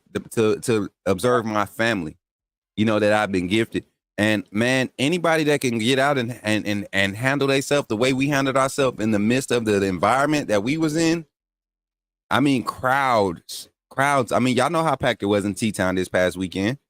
And then, but then it mixed the alcohol and the music and the different genres of music, and then to have different backgrounds, people with different upbringings. Some people not huggers, some people not handshakers, some people not speakers. But to mix all of that, and we really had a good time. Like, I have yet to hear anything negative from our AAA family or extension of our AAA family. And I'm gonna stop saying that, because before y'all know it, we're gonna see JB wife in here in the chat. We're gonna see Bino wife here in the chat. And they probably already be in here. They just don't be on their phone. They probably, Bino wife, I know when they sit next to each other, she'll take the phone. She'll turn the phone, grab his hand to turn the phone so she can hear and see what's going on the show. So when you have something like that brewing, cooking up in your community, you definitely want to keep a hold to it, and you want to cherish it. And Zach is definitely one of the members of that. He's definitely a pillar. A lot of you all are. And it's just based off your desire, what you want to contribute to the network. There are opportunities. To help contribute. And I'm not saying I'm staffing everybody right now. But people that's on my team are volunteering right now. I do this full time. This is my livelihood now. Like, I don't work another 9 to 5. I don't just get paid from YouTube. Like, I have to resource and do other things. So when I have a team that wants to just make sure the part that they can affect and that they enjoy, they get the benefit from, or they get to pour into, if they want to help do that, by all means, I'm going to accept it. And I don't have to be in charge of it. I got a team. Y'all want to know anything about Coach Smook Network here in the next, I give it to probably like November, middle of November.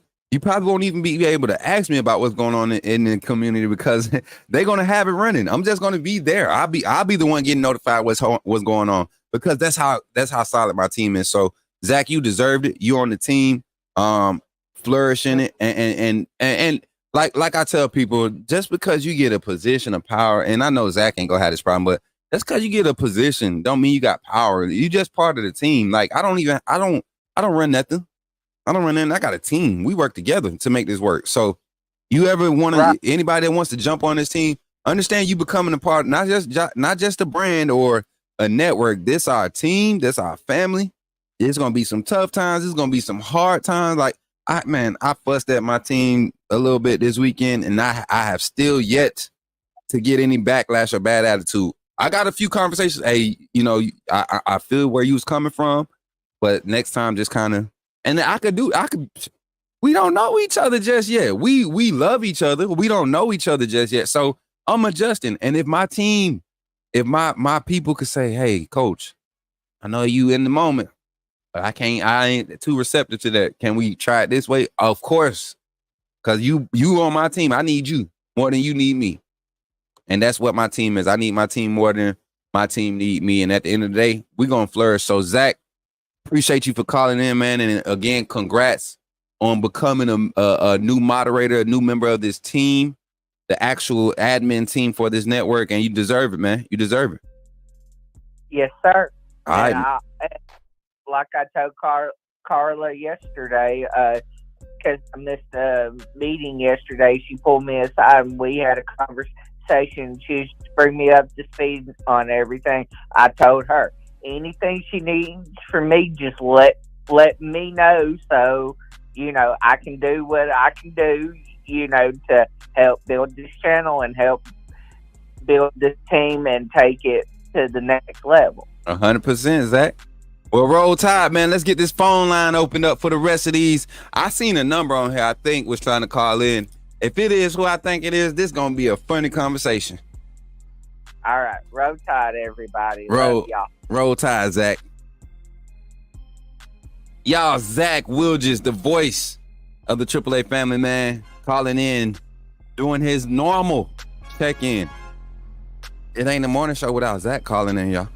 I'm just letting y'all know. Just letting y'all know. First start calling segment. My screen just froze. Are we good? We back? All right, we back. I don't know what's going on today. I'm freezing. Are we overheating?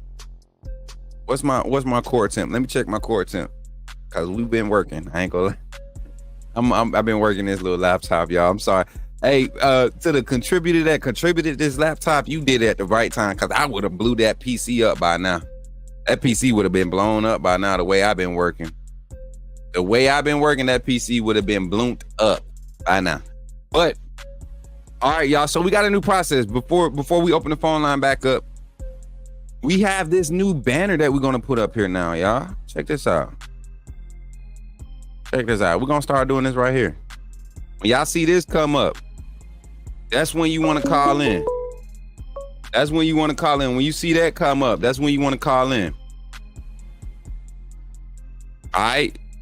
And it's going to run just like that until we get our first call. The show be on fire. All right?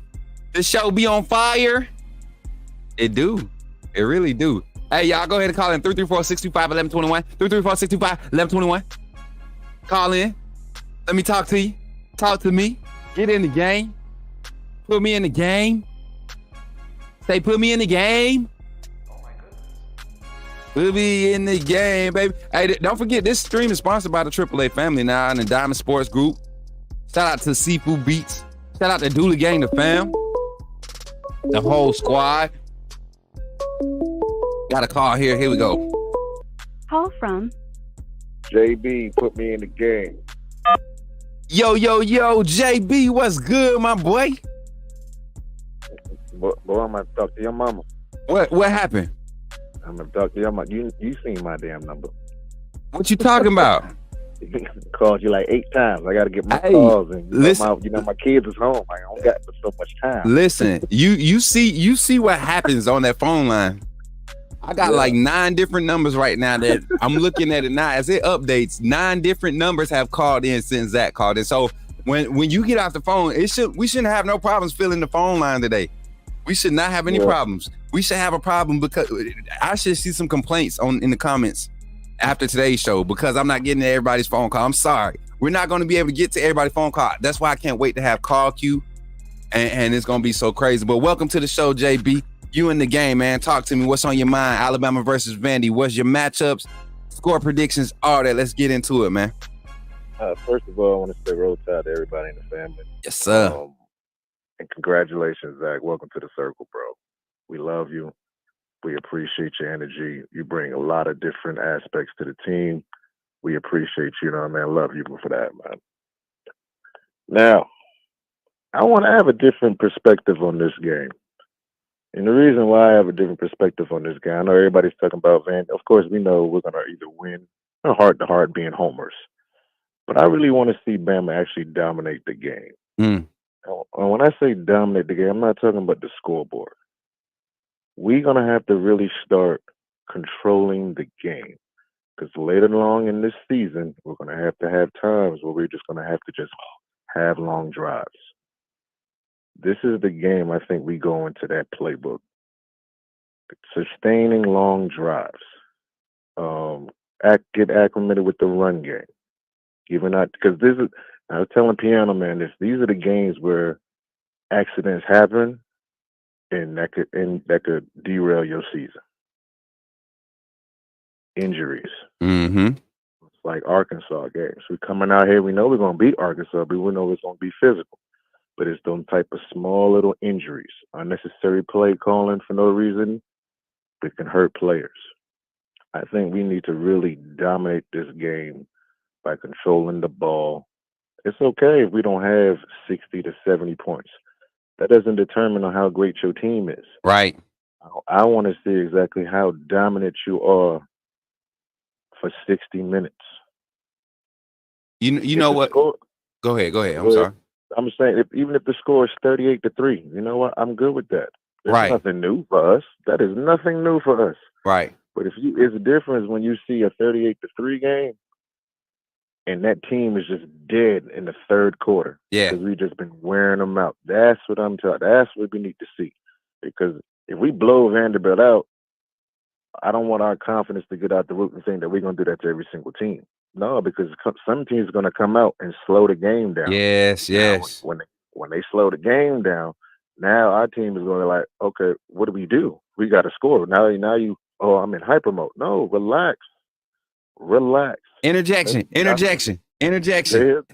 ahead. Hey, I'm bringing it to the show, JB. I'm bringing it to the show. Interjection. Yes. Listen, Yes, so you're saying something that is so true, but I want people to understand this. A 38-3, like JB said, it may not be glamorous, 38-3, but my thing is not even that, JB. For this reason, I'm going to say this. Let's say, for instance, Vandy is coming out and they're not snapping the ball till there's 5 seconds left on the play clock. If they do that, three plays in a row, on average, if they go 3 and out, 3 plays in a row like that, and they snap the ball, that's 1 minute and 45 seconds taken off the clock, right? Depending on average play time, play duration after the snap is 3.6 seconds or something like that, 3.8 seconds. So you're telling me a total of per play, 25 seconds on the clock. You get 4 seconds, so 30 seconds. You get to do that 3 times a drive, right? 30 seconds 3 times, so that a minute and a half, right? A minute and a half, 1 minute and 45 average. You do that 3 times in a 15-minute quarter, right? It's 15 minutes in a quarter. So 3 times, that's 9 minutes. The other 8 minutes that we have an opportunity to have the ball in that quarter, there should be something saying that we're scoring. So if we get 12 possessions in this game, we should have 12 scores. That's domination. Right. If they get 12 possessions this game, they shouldn't have a positive. None of their possessions should be positive of our season average. Meaning, if we're average giving up 34 yards a drive on average, right, which is crazy good. Averaging giving only 34 yards a drive. I think that was some crazy stat put out. How many yards we're giving up average on a drive? It's like 34 because the Western Kentucky game and the Wisconsin game, we held their offenses below their numbers so much that they are helping our numbers. So you think about that, averaging 34 yards a drive. That's 2.5 first downs, 3 first downs, right? And then, but you're taking it away. That's what I mean by dominance. Possessions, you have to score. Your possessions have to match the score. So if we get 9 possessions in this game, I expect us to have 63 points. I want to see a 6-minute drive. Give me a 5 to 6 minute drive. Yeah. Why? Because now I'm getting my defense is staying back because they're gonna look at that Georgia game. We were up 28-0. They're gonna look at that Georgia game. When we got lackadaisical, that's what people are gonna say. Well, we took our foot off the gas. Yeah. No, we didn't take our foot off the gas. Mm-hmm. I don't think we took our foot off the gas. I think we just got complacent in what the scoreboard looked like. Yeah. That's what I thought. Honestly, in that second half, when we was up 30-3, we should have been dominating. The game should have been over. That's what I'm talking about. It should have just been 3-4 minute drives. I'll take a punt. But when you take that punt, that's a win for you. If Vandy come out exactly what you said and just slow the whole game down, we haven't been in a game when the game's just been slow. And our offense ain't just running up and down the field like fast breaking basketball. Yeah. If they slow the game down and get to midfield and they punt, that's a win for Vandy. Yep. That's not a win for Bama. That's a win for they're slowing the game down, making you think, oh, I got to score. No, you beat the hell out of them on the line, get a 6-minute drive, and then when you score, then you look at that other sideline and be like, yo, they beating us up in the first half. So in the second half, we're tired. We're hurt. I don't even want to go out there no more. You know what? Not even beating us like that. They just dominating the hell out the ball right now. You know what? That mentality, that philosophy is great. Like in retrospect, is great. But you know what Kalen DeBoer has done to every team, every offense that he's kind of developed and play calling system. He has a tendency to do what and y'all remember my analysis for the Georgia game. I said the first coach that gets outside of their characteristics or what their team makeup is, that's going to determine the game. Coach Kalen DeBoer has an innate ability, and I'm going to sit up while I say this because I'm feeling something right here. Coach Kalen DeBoer has this innate ability to put pressure on opposing teams with his offensive play calling and the way he allows his defense to be aggressive, right? So for a team like Vanderbilt, they might want to chew the clock, right? They might come into this game wanting to just get into the third quarter down by 2 possessions. You know what Coach Kalen DeBoer is going to do? He's going to allow them to move that clock slow. He's going to continue to dial up pressure. And when they get the ball, you know what he's going to do? He's going to score quick because guess what? He's going to get the defense back out there. At some point in time, that quarterback, them running backs, them offensive linemen, and the rotation that they're going to see on defense, this is why he was so adamant about having a defensive coordinator that believes in depth of talent. If you look at Washington's team last year, they didn't have a lot of talent, but they rotated like 15, 16 guys in the first drive. And then you go look at the stat book at the end of the game, they got like 38, 39 guys on defense playing snaps. 38 to 39 different guys. And this is not blowout games. These are like games where they winning, 45-29, 55-31.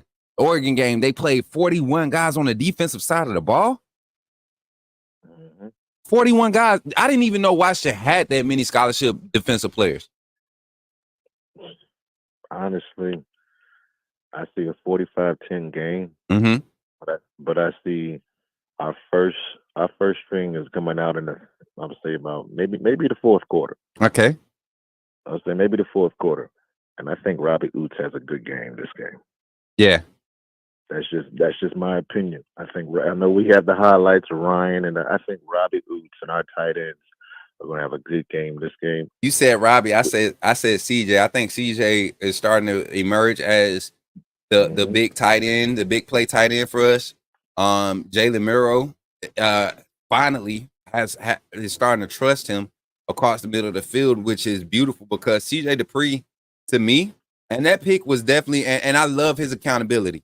Him not sitting down caused that interception. Jalen's first interception of the season was not a bad read by him.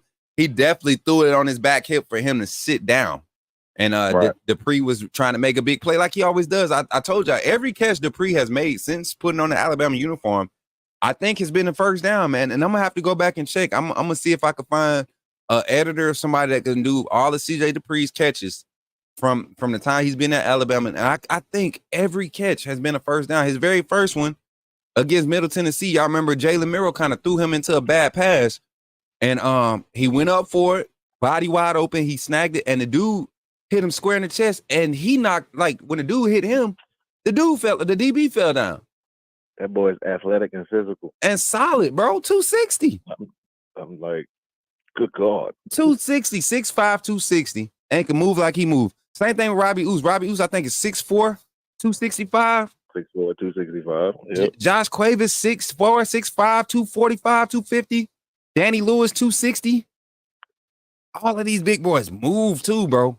Like, I like the tight end group this game too, man. Particularly, you say Oots. I see Oots getting some plays, but I think CJ Dupree really comes out and shines. If there's no wide receiver touchdowns this game, it's because CJ Dupree has 2. 2 in the red zone type stuff. Fine with that. I'm fine with that. Let all of them eat. Let them all feel the game. That's why I want this game to be long drives. Yeah. Let our team start to like really get their feet wet into the. Yeah, I'm good to saying that. Really get their feet get their feet wet into this game. Like get established into this offense. Because it's like we only focusing Ryan and with Kendrick Law. Yeah. I was like, I keep looking at these receivers. These receivers are doing their job, even if they don't get the ball. Like Kendrick Law, when he's blocking, good God, you better just get out the way. That's a big boy. But it's just like, I need for y'all to just dominate the game. Take the air out of that damn stadium. Don't give Vanderbilt that type of – because every team's going to come in there with a chip on their shoulder because they want to take down the big dog. Right. They're going to give us our best play. But I think in watching that Georgia game, especially that USF game, they're going to slow that game down and see, okay, how y'all going to act now when the game is slow? Because if we go on a halftime and that score is close, Right. They thinking in their mind they got a chance. We can't be going out there trying to gunsling it and try to score quick to impress our fans and our stats. Nah, dominate that game because it's only going to get harder. You got South Carolina next. Yep. And I already told y'all before you got on the line, and I was kind of talking before Zach got on. I think South Carolina has a legit defense that's going to force us to like do some secondary things. Like I think we could turn the page. I think South Carolina could force us to turn the page, kind of like what Georgia did when they came back into the game and we opened the playbook back up. I think we need to keep the playbook open from this game we're 4-0 right now, right? We've made it through the first quarter of the season, unblemished. We got a few injuries, but they haven't affected our production. You know what? I was very proud to see the injuries we had on defense with Corey Russaw not being 100%. Wasn't a fumble. Dang, who was the other one? Keenan got hurt. I mean, I'm saying, but this game, somebody else got hurt this game. Tim Smith was down. Tim Smith is and you know what? Speaking of Tim Smith, I gotta publicly give my boy a shout out. Tim Smith has probably been the most dominant defensive lineman we've had this season. Tim Keenan, Ja Latham, and LT Overton are getting a lot of credit, but Tim Smith, go and turn the film on. Anytime 50 is on the field, that's a negative play. I've watched every game. Anytime 50 is on the field, and anything behind the line of scrimmage, if the play develops behind the line of scrimmage, when 50 is on the field, we win that play. Like for real. The Georgia game was the hype game. Yeah. Now you got to come back to reality. But I told you this from early in the season. I told you. You said, which coach are you really looking for to impress? I said, the running backs coach. The running backs coach. Because if our running backs aren't getting, because they're doing too much dancing, especially in that last game. Yeah. Y'all dancing too much. Hit them holes and go. I'll take the 2 to 3 yards because you're wearing them down. Take those 2 or 3 yards. Don't be afraid of that. But our running backs coach is going to be our key, because if we keep dialing up, if they're not getting any type of push from our running backs, and Jalen's our only running back, they're going to key in on that. Then your running backs starting getting they losing touches.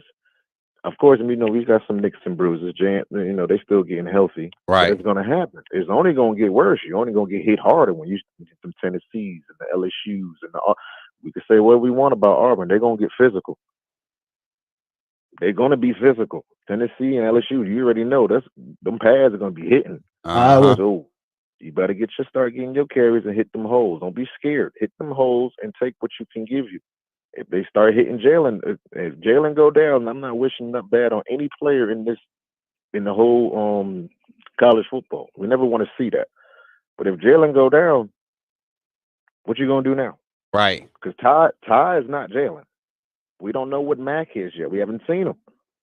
Dylan, we haven't seen you. Everybody's focusing on y'all. Got to start stepping it up and getting them yards. We don't need no big plays. Give us those 3 to 4 yard carries. Right. So when the fourth quarter comes, it's a wrap. Now everybody eating. Now you don't know what to do. Is it a RPO? Is it a screen play? Is it a jet sweep?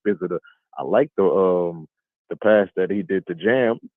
That little rollout. Oh yeah, over the top. No. Like so you know what? That wheel route, that is something that Coach Kalen DeBoer must have watched from Jalen Miro last year, because that was the same wheel route that that Jam caught on Georgia in the SEC championship game. In the SEC championship, on the left hand side. Literally, though, the only thing that changed was you created the one-on-one with your route concepts instead of the alignment.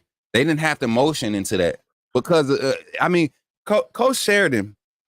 We keep talking about Coach DeBoer. Coach Sheridan and his knowledge of what this offense can do literally just setting it up the right way, calling the right formation, and understanding what the pre-snap looks like. It's dangerous. It's dangerous what he's doing. And I think people are going to start seeing the value in what he's doing starting this week. Watch him go crazy. I really do believe Coach Sheridan is going to be in his bag this game. And watch what I say, man. Watch what I say. Watch how easy this offense starts to move the ball against the likes of maybe a Tennessee, Oklahoma, Auburn, these teams that actually have solid defenses, watch how easy he starts dialing it up, because those teams are going to try to be aggressive to pull us out of our way. They're going to have to. Give me some hurry ups. Even if you don't only snap the ball, just give me some hurry ups. Show me a different look. Just show me a different look. But that's what I really want to see. Dominate this game.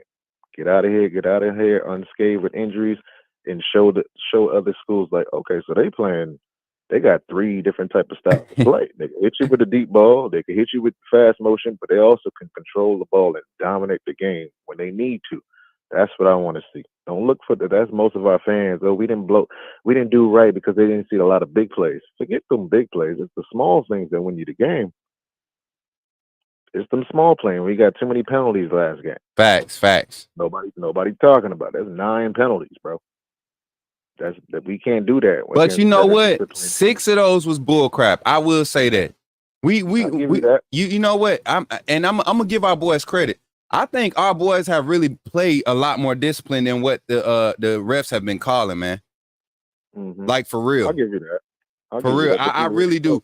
Especially we're going in there. Especially the offensive line. The line, right. The offensive line got hold on like 3 or 4 calls last game against Georgia. And I hate it because they defensive linemen were getting their hands real high in the face mask area. Everything that you're not supposed to do in the trenches, they were getting away from. And the moment we get a slight grab, a palm is flat, right? But we get a slight bend of a finger grab, they calling it on us. You got to understand, I don't want to put the conspiracy or anything like that, but the refs didn't think, nobody thought we was going to come out like that. We knew we was going to win, but we didn't know we was going to come out like that. Facts. So the refs was like, okay, we got to make this a game, because if not, they're going to get blown the hell out. Yep. we can't have that. We got to make sure that Georgia still seems like they're relevant right now. Facts. They're getting their ass whooped right now. But I don't let another call get in. Facts. I was just about to say, we just hit our little 17 minutes. I hit that red. Once I get that red alert, I already know what time it is. But JB, last thing, man, go ahead. And then we're going to go into our break. And then we're going to break down. We're going to get into what's the second half of this? I forgot. Go ahead, JB. Get your last thoughts in, and then I'm gonna let everybody know what we got coming up next. Family, it's always about the CSN and the AAA network. We moving, killers move in silence. You don't got to say too much, leave those trolls alone, but we also accept them. Love y'all. Y'all stay blessed. Tomorrow's about to be a lit day. Yes, sir. Yes, sir. Roll Tide, JB. Y'all, appreciate you, JB, for calling in. Listen, hey, we about to go into our break. When we come back from our break, right, we're going to jump into I love our family, man. So I'm going to tell y'all what happened. So I came over here and I clicked on YouTube to pull up the chat so we can do Reality to Reach segment, right? And one of the channels that, some people that used to rock with us, I don't know what made, I accidentally clicked the link. And I'm in the chat, and I'm listening to JB talk, and I just so happen to look up, and I'm thinking I'm looking at my chat, and I'm over here. I'm like, who is this? I haven't seen them, and I'm looking at this chat though, and I'm like, I don't see it. But then I realized I'm on the wrong stream, and I see so many old people that used to rock with us in there, and you could, oh my God, AAA, keep doing what y'all doing. People want to be back here, but they know that they said and did when they left here. They said they know what they said. They know what they've been saying in secret, and they can't come back and just get it right. Keep doing what we doing, y'all. We not, as long as we keep the fake stuff away from our community, I'm good. As long as we keep all that extra drama away. But if you bring it this way, we're gonna meet it with some force. I'm telling you right now, when I say we, I'm talking about my team. We're gonna protect our community. I'm gonna protect everybody that supports this network. That's with anything. That's even my Georgia fans. Y'all got, bro, we got Georgia fans in this mug that support harder than some so-called Bama fans. I be giving Georgia fans crap. Dare show up to this mug every day. And he's still rocking with the channel because it's good content. So yeah, we're gonna keep on them. We're gonna keep on them. That's what we're gonna keep doing. Gracefully though. Not out of cockiness, gracefully. All right, man. I hope y'all ready for the second. So once we get into this second half, we're gonna do we're gonna talk about the big games in the SEC, right? That's all I'm gonna weigh in on. We're gonna look at the SEC schedule for this weekend, and then we're gonna open the phone lines up to get your last final thoughts regarding football, college football, Alabama versus Vandy, all that stuff. We're gonna open it up, talk your talk calling segment. We're gonna do 5 minutes a call, 5 minutes of calls to take up the last half hour of our show. And then we'll get into our break. And then tomorrow morning, Saturday morning, the kickoff show, we will be doing our kickoff show prize picks. Our call it cheated for the we actually, you know what? I'm gonna start a new one, Dwight, so everybody can be on the same record now. Because everybody know how to do it now. The college pick'em. I'm gonna put out a new link for college football, college pick'em. We're gonna do another bracket so we can start fair. Everybody got the first quarter of the season to practice. We're 4 games in, Bama Nation. So we're good. We're good now. I'm gonna put another link out there. I'm gonna put another link out here. All right. I'm putting another link out there, and y'all get a chance to join today.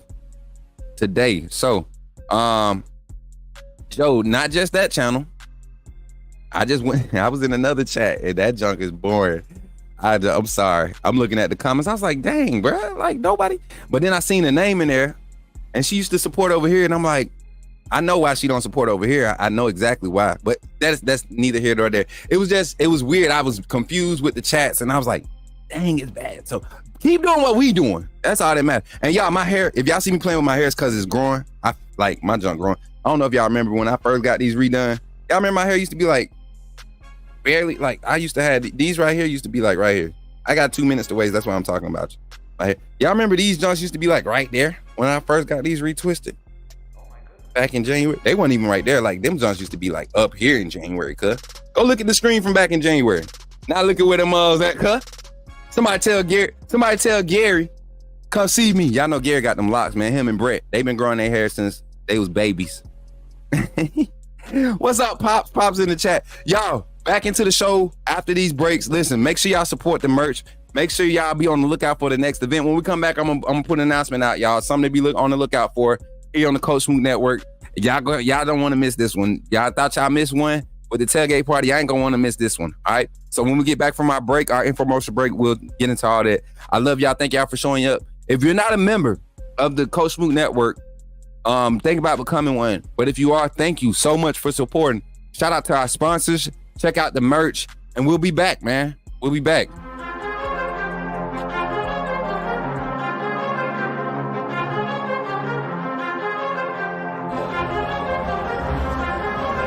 Leandre Gota Tejus.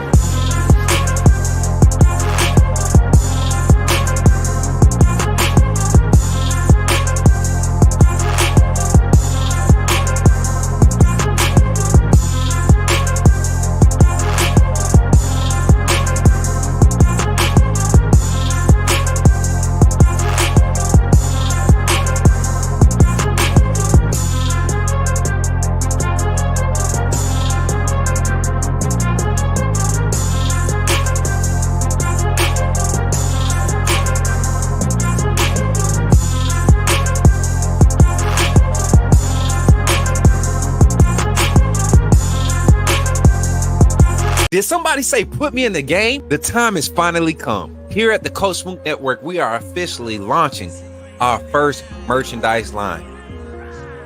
We will have a lineup of t-shirts, long sleeve shirts, sweatshirts, and hoodies available, with more items to come in the future. The way you can find these items is by simply going to the YouTube page, clicking on the links, and you will see the Coach Smook Network merchandise link below.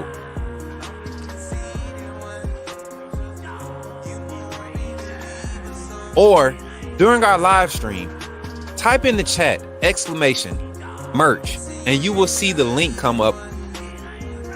And from that website, you can purchase all the variety of merchandise that we have available. Don't wait too long.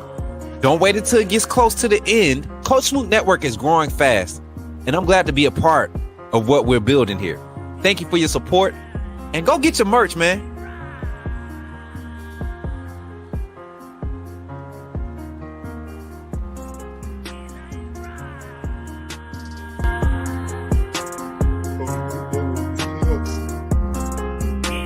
is here. Authenticity above all. AAA family. Coach Smook. You know what it is.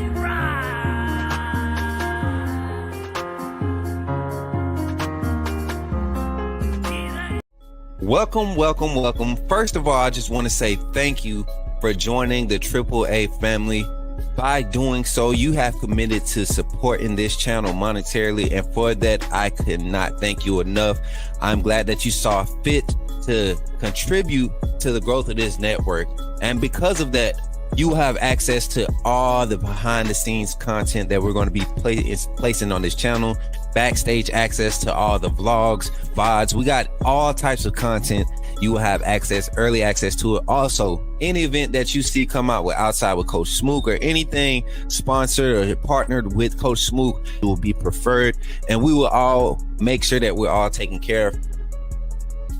This community is going to continue to grow. Don't miss out on any opportunities to network. We have other content creators. We have business owners. We got entrepreneurs. This is Coach Smook Network because we believe in networking. We want to uplift the community. So thank you for contributing to helping that mission, seeing that goal. And that's really what we're here for, right? We're here to uplift and continue to grow. So thank you for all your contributions, and welcome to the family. AAA SOS.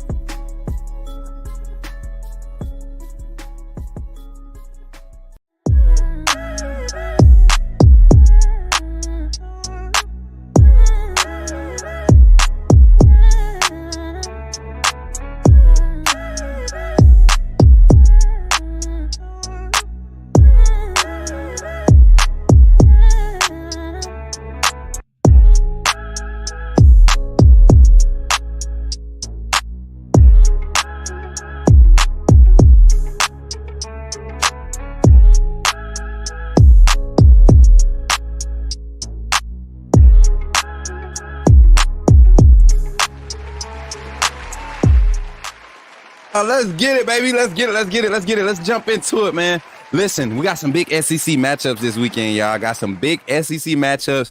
I think they worth talking about today here on the Coach Smook Network. Let's get into it. Let me get the right beat on. I'm sorry, I got the wrong beat on. I'm on the wrong beat on. We back though. We back. Talk Your Talk calling segment up next. Y'all know y'all love that one. So we're gonna get into it. I'm gonna break down a few games, give a few thoughts on some games, and then tomorrow we do our college football pick 'em. We're gonna do our picks tomorrow, but I just want to talk about a few of them. Let me see. Let's get this added to the stage here, and we'll open this one. Let's share this tab instead. Boom. Zoom in a little bit, right? A couple SEC matchups tomorrow that I think are worth watching, and that we're going to be talking about and watching in our Discord during our live game watch party. Hopefully y'all can hear me good. How the audio sound? My son was just dancing to that beat of that heat of a track right before you came back. Oh yeah, it's always Dwight. I was answering the chat when I just danced in the back too. It's catchy, bro. It's a lot of music. Hey, again, Dooley gang the fam. He on the other side of the wall. One day I'm gonna bring him in on the live show. As a matter of fact, tomorrow pregame kickoff show, I'm gonna see what the fam feel like, how they feel about us setting up where we watch our games at, so y'all can see the hub. Y'all can see HQ, where HQ at right now. We'll show y'all HQ a little bit. We'll show y'all a little bit of HQ if the team cool with it tomorrow. Look, my boy Dwight said y'all should see Smook. Y'all, I be turned in the back, man. That's what I'm saying. If you want to be a part of the production team, you'll get to see it, man. You'll see why the energy comes onto the screen. I'll be in the back really hyping myself up. I'm prepared for when our team comes together at an actual studio, man. I want us to have our, before we go on set, I want us to have our rituals, our things that we do to get inspired, to get the energy, to project that energy. I have a vision for this network, y'all, and it is more than sitting behind a computer desk with all these different screens and these small lights and stuff. It's not about, the stuff. It's about getting the message out. We want fans to be authentic. We want to produce authentic, quality content, right? So that's what we're gonna keep doing. We're gonna keep ruffling feathers. We're gonna keep shaking the leaves. We're gonna keep shaking all the loose stuff off, right?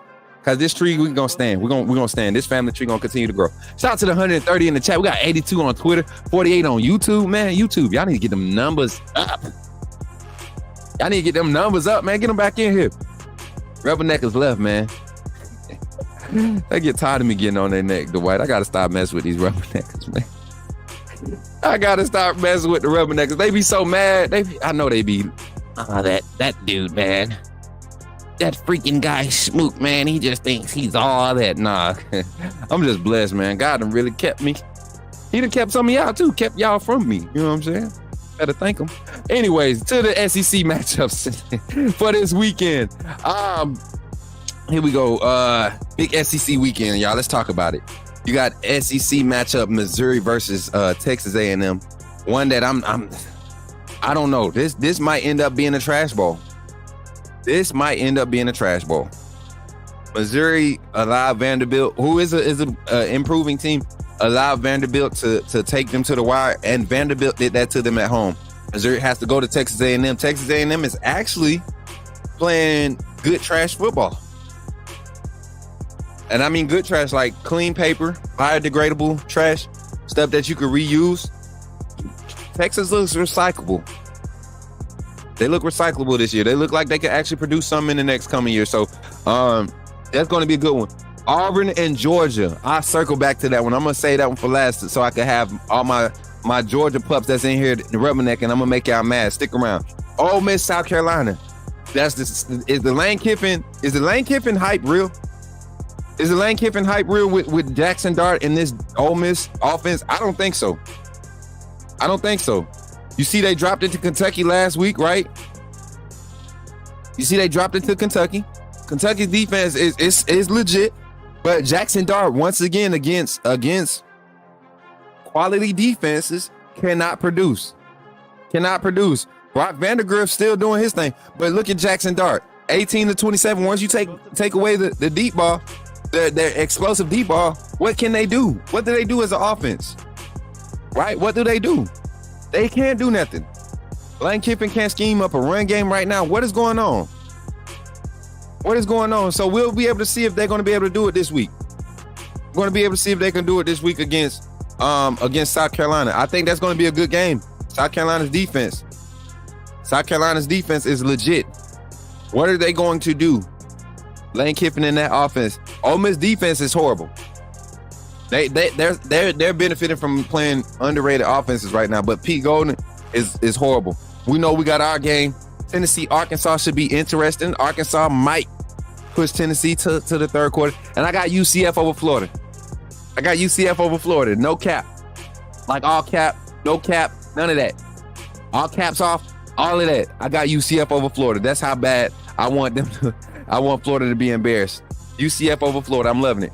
Ole Miss is going to give up a lot of sacks, 100%, because that South Carolina defense is just like that Kentucky front. That Kentucky front has been getting pressure on a lot of teams. Georgia's going to be playing mad against Georgia. Remember what they did to FSU after Bama beat they tell the pups are mad.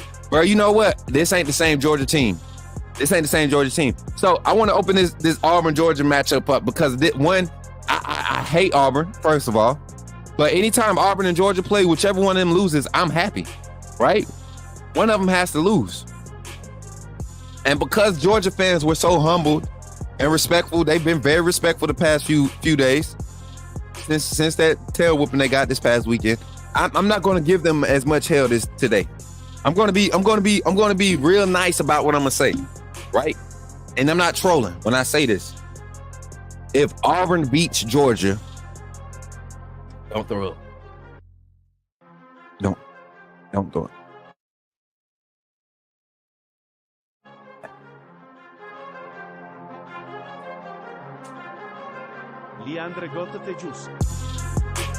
Sometimes they tell you just to breathe. When you start feeling sick, you start breathing. You gotta get your breath together, right?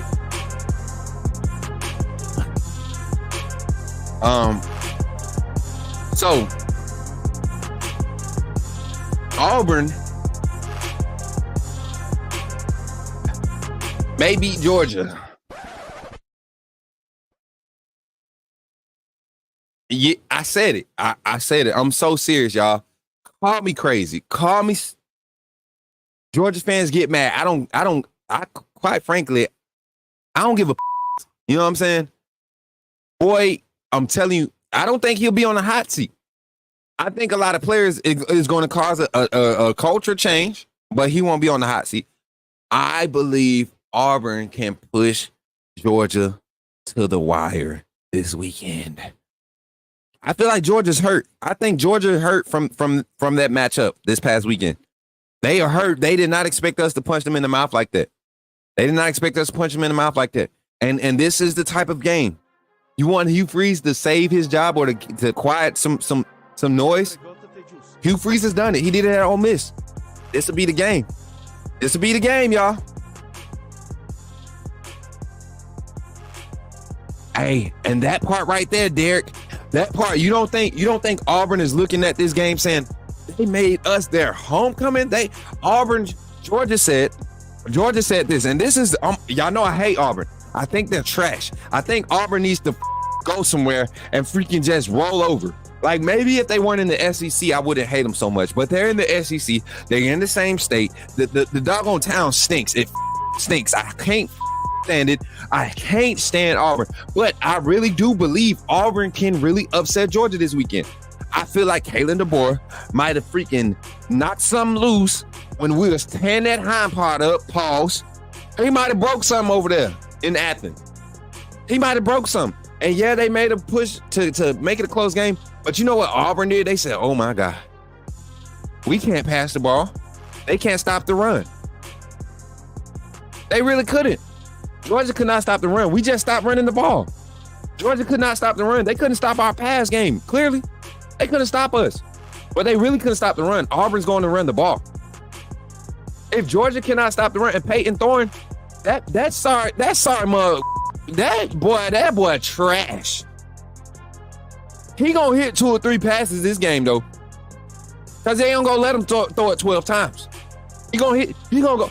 Peyton Thorne gonna go 6 of 19 for 117 yards and 2 touchdowns.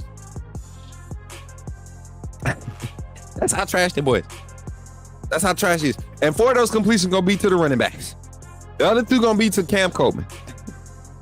But no, on a serious tip, this is one of those games where Auburn will come in and they're going to play their best game because they are seriously being disrespected. And they know that they have not played up to any type of competitive level. They have yet to execute or put themselves in position to even get any type of respect. This will be the game for them to do it and to go to Athens to do it in a homecoming.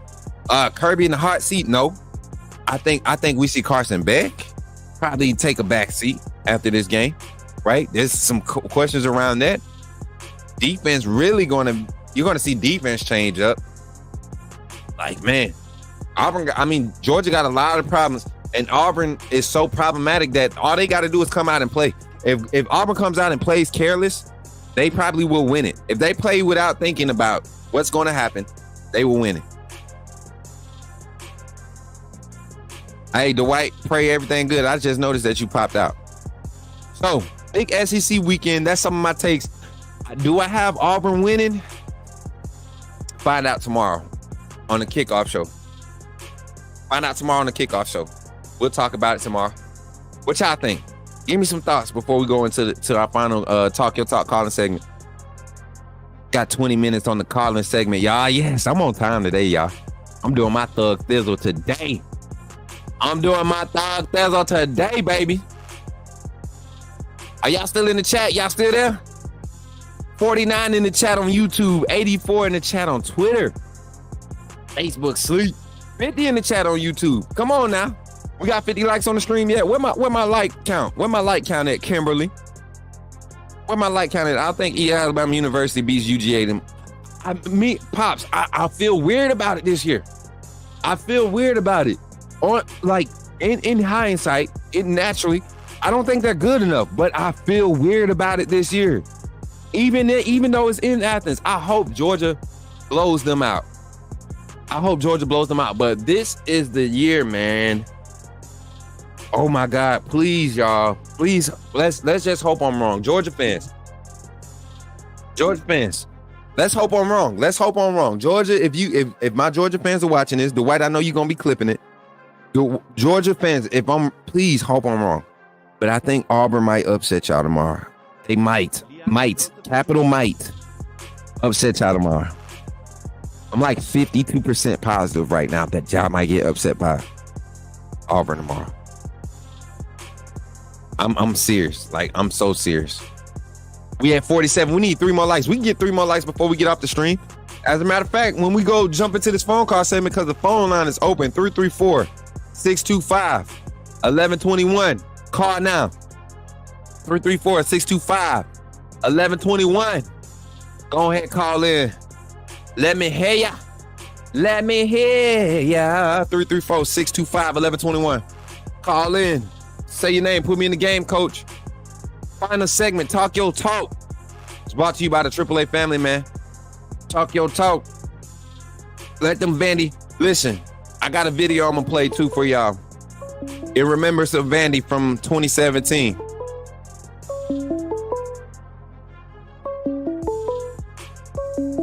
Got our call on the line. Call from Greg, put me in the game, coach. Yo, Greg, what's up, my boy? You in the game? Talk to me. What's up, my man?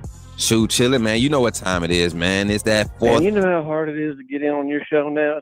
I commented that while ago. It's harder than stopping Alabama's offense. So that's a good thing. Look, man, and look, as you're calling, like I'm seeing like 4 different numbers pop up right now. Like I know, man. You gotta. I love it.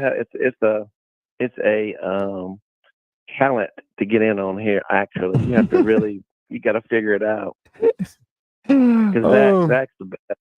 Now that he's a moderator, he has an advantage. Zach, they said you using your moderator status to pull phone line time, man. Zach, don't hey, look, Zach, tell him you getting in messing with the algorithm and stuff now, Zach. That's how you doing. It's all good. It's all good. Got to get it how you get it. Got to get it how you get it. Nah, man. Glad to have you on, Greg. How you feeling? I'm good, brother. Feeling good today. Yes, sir. Yes, sir. Talk to me, man. Auburn just a little bit more. Hey, but you know what? I agree with you. I have a funny feeling about that Auburn Georgia game too myself. I'm just you know how you get that feeling like, even though I hate them, I would love for them to get beat 60-0. Don't get me wrong, but Georgia, man, I think they may start. And I've said it a few months ago. Once Saban retiring, everybody's going to get maybe a little bit less. Maybe not get at it if it is hard. I think Kirby's starting to slip. I'm sorry, all you dog fans, but I think he's slipping. Me too, man. And I just don't. And I don't care about that 42-game winning streak. You played nobody. Man. You played the SEC East. How many national championships anybody won the East since Florida 20 years, 15, almost 15 years ago? Nobody. Exactly. Nobody's any good over there. Nobody. The West is always tough. It's always tough. And they always get the catch. Divisions no more. And now we're not in divisions anymore. It's Georgia gonna feel it. Kirby gonna feel it. Georgia's gonna feel it more than anybody in the East because the rest of the East has always been mixed in with Western Conference quality talent. The Alabamas, the LSU's, the time when Mississippi State was coming up. You know, they were Auburn. Yep. Florida would come across the water. They would come across the division.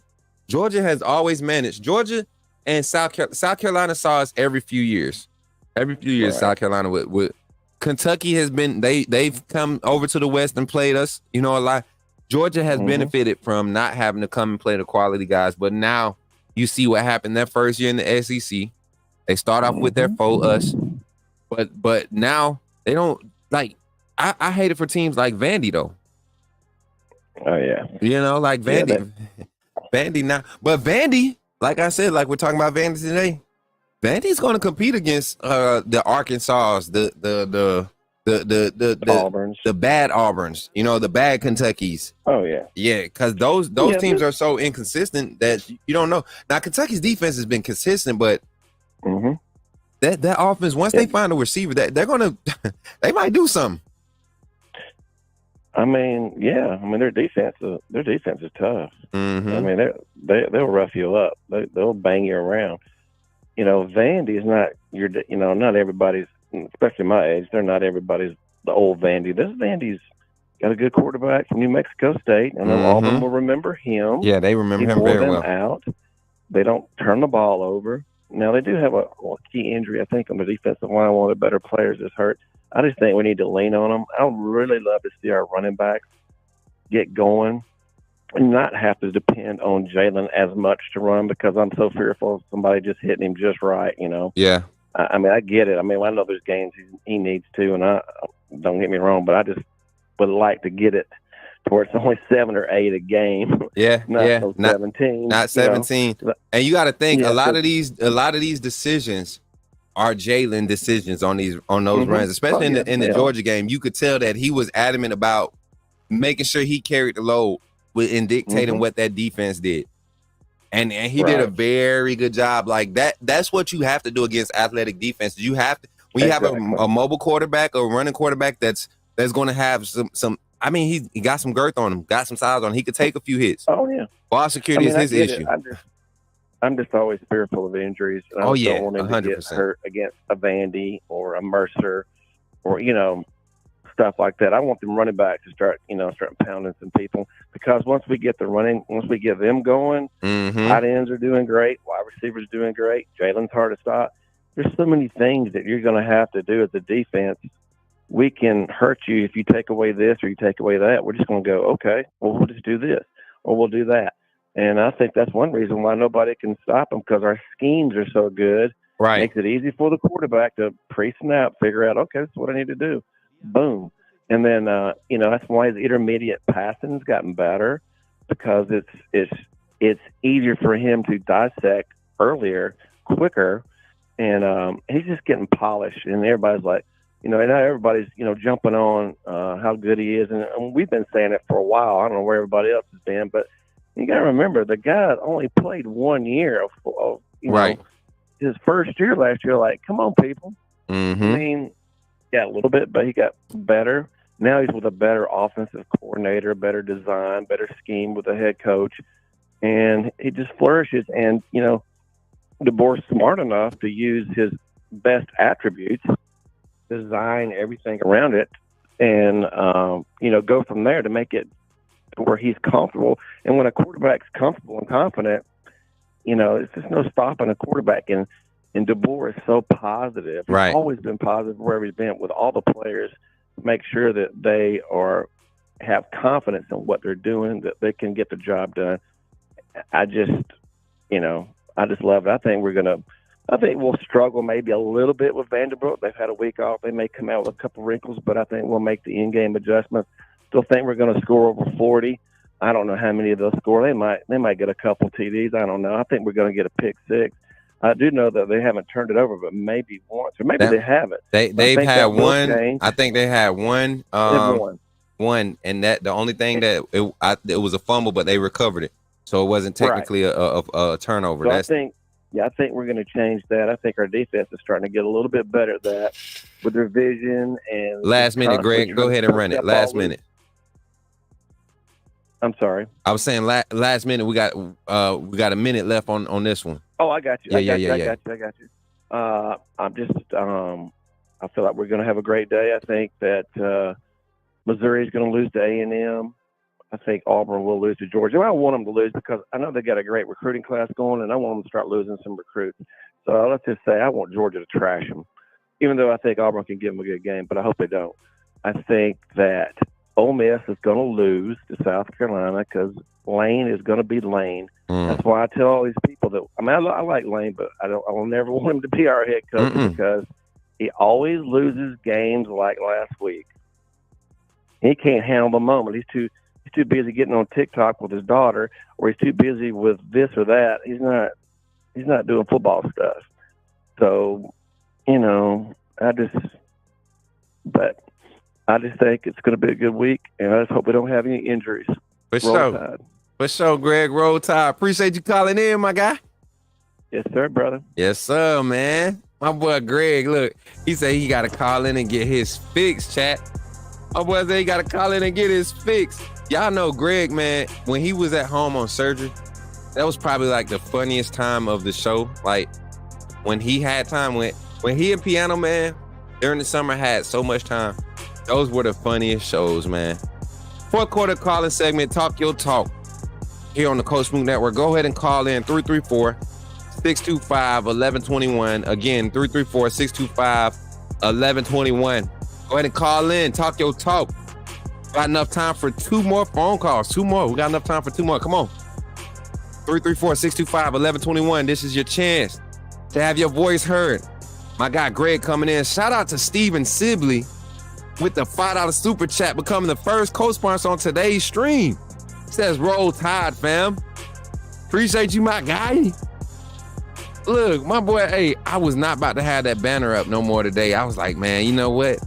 I don't like having the banner up because then it starts looking like we begging. We don't beg over here. We let people support how they want to support. If I could have this co-streamer banner up though, that would be awesome. Shout out to the co-streamers. Okay, here we go. Move this up. And I'm gonna put your name on this banner there, Steven. Thank you so much for the $5 super chat. Thank you for becoming a co-sponsor on today's stream here at the Coach Smook Network. And also being a member of the AAA family, Steve. Appreciate you. 334-625-1121, y'all. Come on. Phone line is open for you. Let me talk to you. Let me hear you. Let me hear what you got to say. What you got to say. Hollywood. Y'all feeling good, though? Hey, while we're waiting for the phone line to open up, listen. I honestly believe this game, and this is not to cut into our show tomorrow, but I feel like this is one of those games, kind of like everybody else is feeling. I want us to dominate. This is a game where you need to dominate. We need to dominate.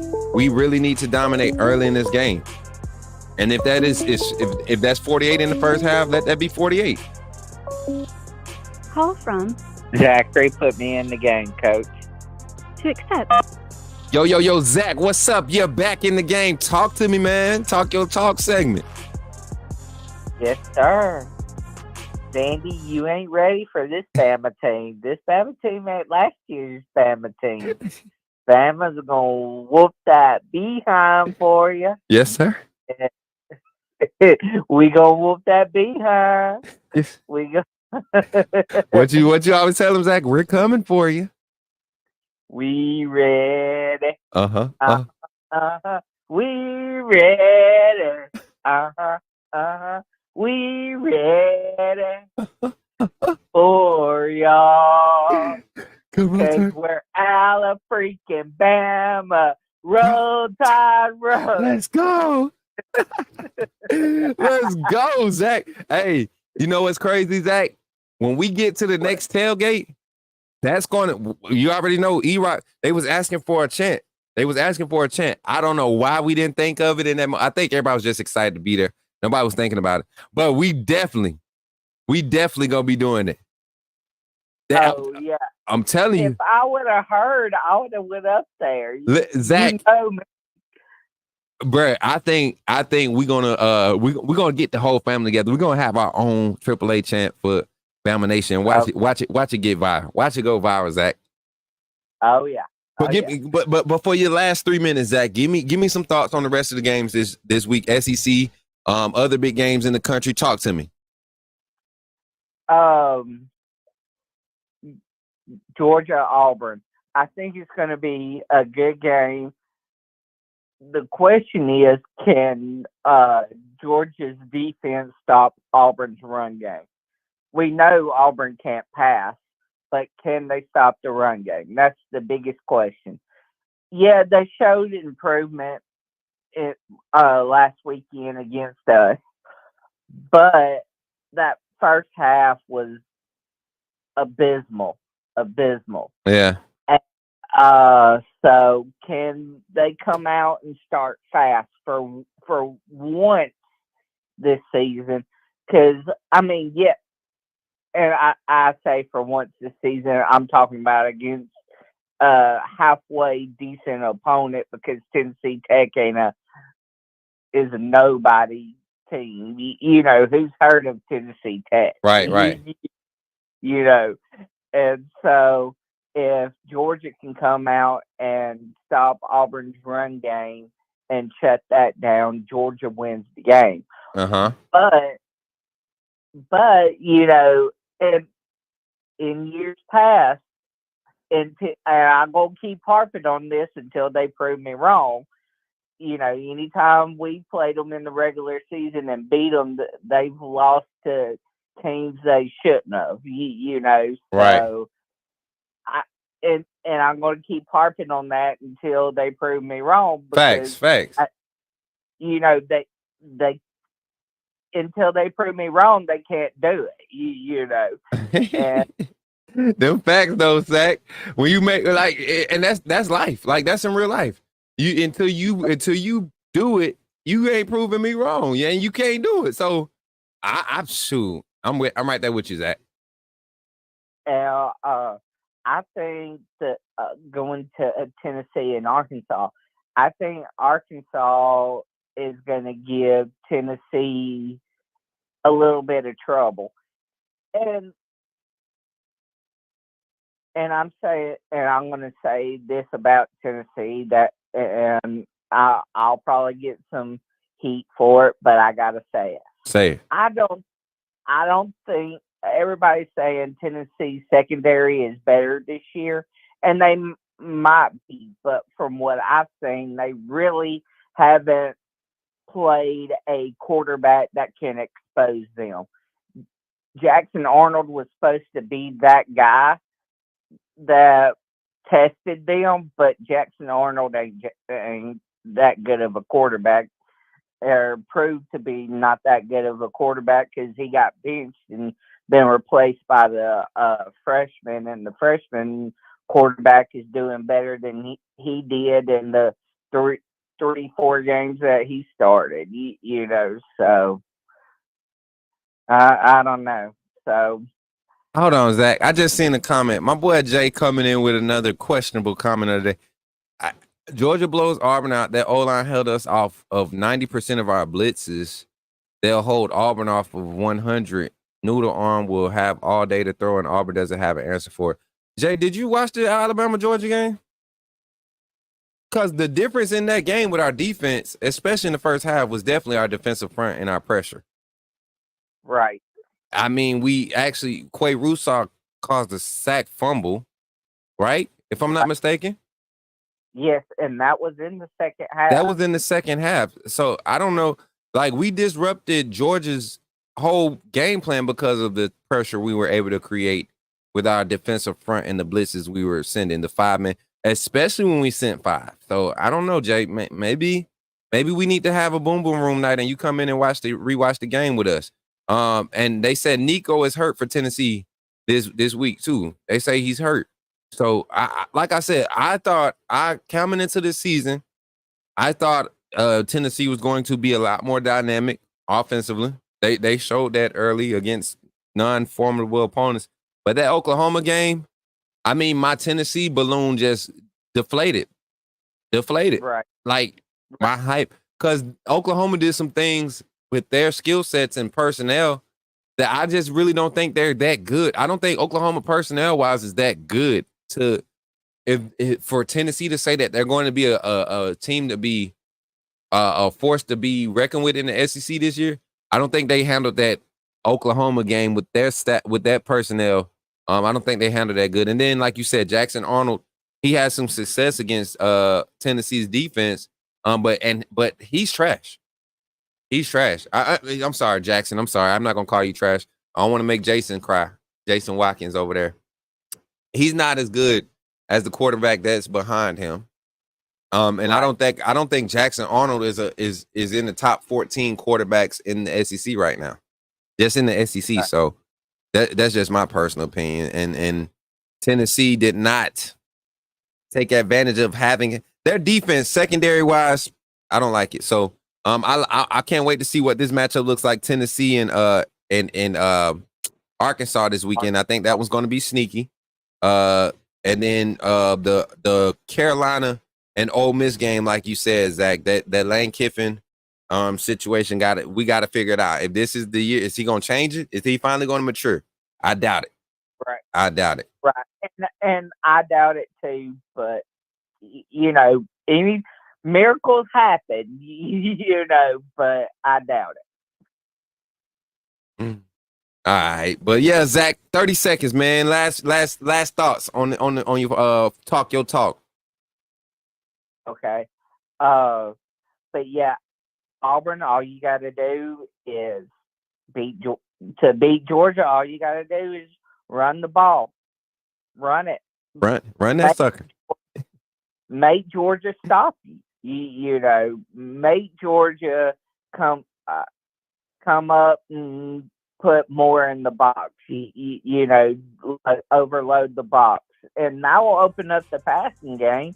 And Alabama proved with great, talented wide receivers that Georgia's secondary really ain't all that, So maybe not Cam Ward. Oh, Lord.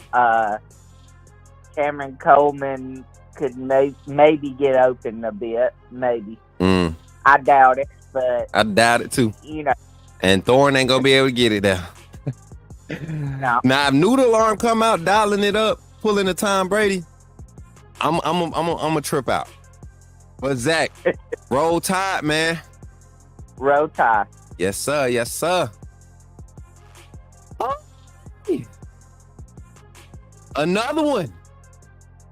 Another crazy good show, y'all. Another crazy good show. Y'all do it, man. You know what? Y'all really starting to make this thing too easy. Y'all really starting to make this thing too easy to get on here and vibe with y'all the way that we do. Y'all making this too easy. Thank y'all. Thank y'all for pulling up. Hey, this dude Chris come in late saying random stupid Ryan is a goofy clown. Jeremiah Smith is better, and Jalen Miro is a running back. Cam Ward is better. You sound like a ESPN watcher who never watched a game of football, Chris, popping up in a random chat talking about Jeremiah Smith, who play in an overrated Ohio State squad, who probably might end up losing to Oregon, right? Might end up losing to Oregon. And then you talking about an overrated Cam Ward. Everybody giving him all this hype. Cam Ward struggles with defenses. If any defense that Cam Ward has played had any type of a second string, Miami would be 2 L's right now. Cam Ward ain't all that, and he gonna get exposed. He gonna get exposed. As a matter of fact, who they play? What Miami schedule look like? I'm gonna tell you who gonna expose Cam Ward. ESPN football fan. Highlights. You probably just watch highlights on YouTube Shorts, don't you? Get him. Get him, Jay. Get him, Jay. Yeah, he just a Bama hater, that's all. Yeah, that's it. They got Clemson. Uh-oh. Miami got Clemson. They playing against a defense. Bro, in a dogfight to the fourth quarter. They was in a dogfight to the third until Brock got injured. What are you talking about? And that Miami ain't Bama. Ain't nobody waking up scheming extra plays to go against Miami. Who the freak is Miami? And you dropped 50 on them. You had to keep passing. How many pass attempts you had? Jalen Miro still didn't throw the ball 25 times against USF and dropped 42. We didn't even have to pass to pull away. We ran the ball to win the game. We don't need to dial it up to win. Boy, Chris, you came to the wrong chat talking stupid. You came to the wrong chat talking stupid, buddy. This is my last segment. Let me get the hype beat back on because Chris done got me hyped. I got 4 minutes. I'm about to light you up the last 4 minutes. Chris, what else you want to talk about? Clearly, let me pull up ESPN because that's where you get all your little analytics from. That's where you get all your little analytics from. Let me pull up the ESPN highlights because clearly you don't watch no game. Who can't pass? Bro? Jalen Miro, you talking about one of the leading passers in the nation right now with the highest completion percentage of all Power 5 quarterbacks right now? You talking about that quarterback? You're talking about the quarterback with the most 40-plus yard passing touchdowns? That quarterback? That one? Chris, this must be my nephew, Chris. This got to be my nephew, Chris. This got to be. Yeah, that's what I was about to say, Jay. Because they not saying anything relevant to what happened in football right now. You don't think he's now we got to go out here. Now we got to go out here and pull stats. Because clearly you don't watch the games. Clearly you don't watch the games. Passing stats. Let's go right now.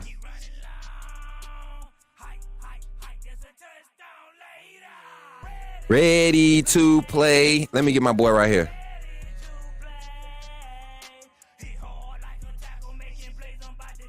Jalen Miro right now. The only reason he's not top 50 because he don't have as many pass attempts. Same amount of yards as the person at 48. Get out of here, dog. Come on, bruh. What are you talking about? Look at that completion percentage. 72.9. Come on, man. Y'all, bruh, you know what's crazy? And then he hasn't even played as many quarters as Cam Ward. Cam Ward has yet to sit out a quarter. He's played all 4 quarters every game. Jalen Miro hasn't. Boy, stop. That's easy to do when you playing against trash, bruh. Chris, I guarantee you this, Chris. Miami make the playoffs. Cam Ward gets put out the first round. Exactly. Talk to him. Tell him, Perp. This dude, man. Smook, don't do him too bad. Miami is highly overrated. It's completely dependent on the QB staying healthy. Miami will regress on the next part. Of course. We're going to start seeing signs of it against Clemson. Watch. We're going to start seeing it against Clemson. Come on, man. And we're playing against top 25, top 50 defenses. Cam Ward, what's the only defense Cam Ward has seen? Let's see. Let me go give him a fair shot before I start tearing him down with facts. Let me give him a fair shot before we start putting facts out there for his ESPN highlight watching self to go and look at, so he won't feel as goofy next time he come in here. Who has Miami played? Florida. Ooh, dumpster fire, Florida. And then you go against Virginia Tech, and you have to cheat to win against Virginia Tech. Four TDs with 2 interceptions, 38 pass attempts. Has Jalen Miro thrown 30+ pass attempts yet this season? Let's just look at Cam Ward's passing log for the season, right? Let's look at his passing log. First week against Florida, 35 pass attempts. Second week against FAMU, 26. Third week against Ball State, 28. USF, you put the ball in the air 34 times, 38 times. Of course you're supposed to put up numbers when you're playing against. I don't see a ranked opponent on this freaking schedule yet. I don't see a ranked opponent. 5 weeks into the season in Miami, ain't played no doggone ranked opponent yet. Yeah, they had the Chief. Virginia Tech, man, that Virginia Tech. Did you watch the Miami Virginia Tech game? Did you see that BS call to end the game? I don't think you did. That's what I'm saying. You clearly don't watch the game. QB, if Jalen Miro threw the ball 38 times a game, he will have 500+ yards.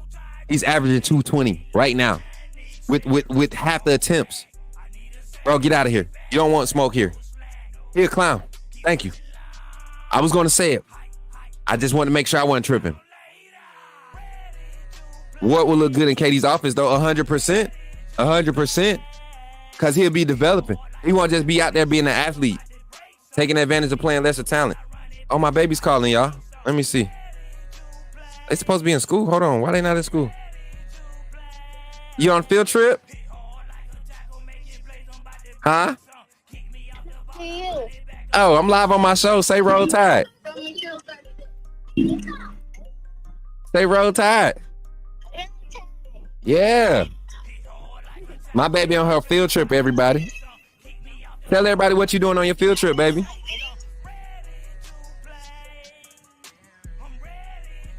Mari, tell everybody what you're doing on your field trip. Pictures of animals. What kind of animals? Monkey. Monkey, parrot, hippos, and flamingos, and some funny mix. You didn't take no pictures of peacocks? With the big tails, the big flower tails? Daddy gonna call you when I get off the show, okay? Okay. I love you. I love you too. Be safe, have fun. Okay. All right. My baby. I'm sorry, y'all. I don't. You know what? I'm not sorry. This that was my baby. Y'all already know. World stops for the girls. When the girls call, when the babies call is up, the world stops. Everything stops. Yeah, that's my baby, man. They got bailed out by the rest badly. I definitely will, Pops. I'm about to text her, tell her call Pop out right now. Chris, you see what happens every time we have non-SEC quarterbacks go out here and go crazy and put up these numbers. First, they go against the SEC team and they crap the bed. And then they get to the NFL and they crap the bed. Cam Ward is going to be one of them players. I ain't even going to lie. He going to be. And you know what, Chris? I'm glad you're here. Go ahead and become a member. So you can be up to date on the real stuff. Stop watching ESPN, watching highlights. Actually watch a game.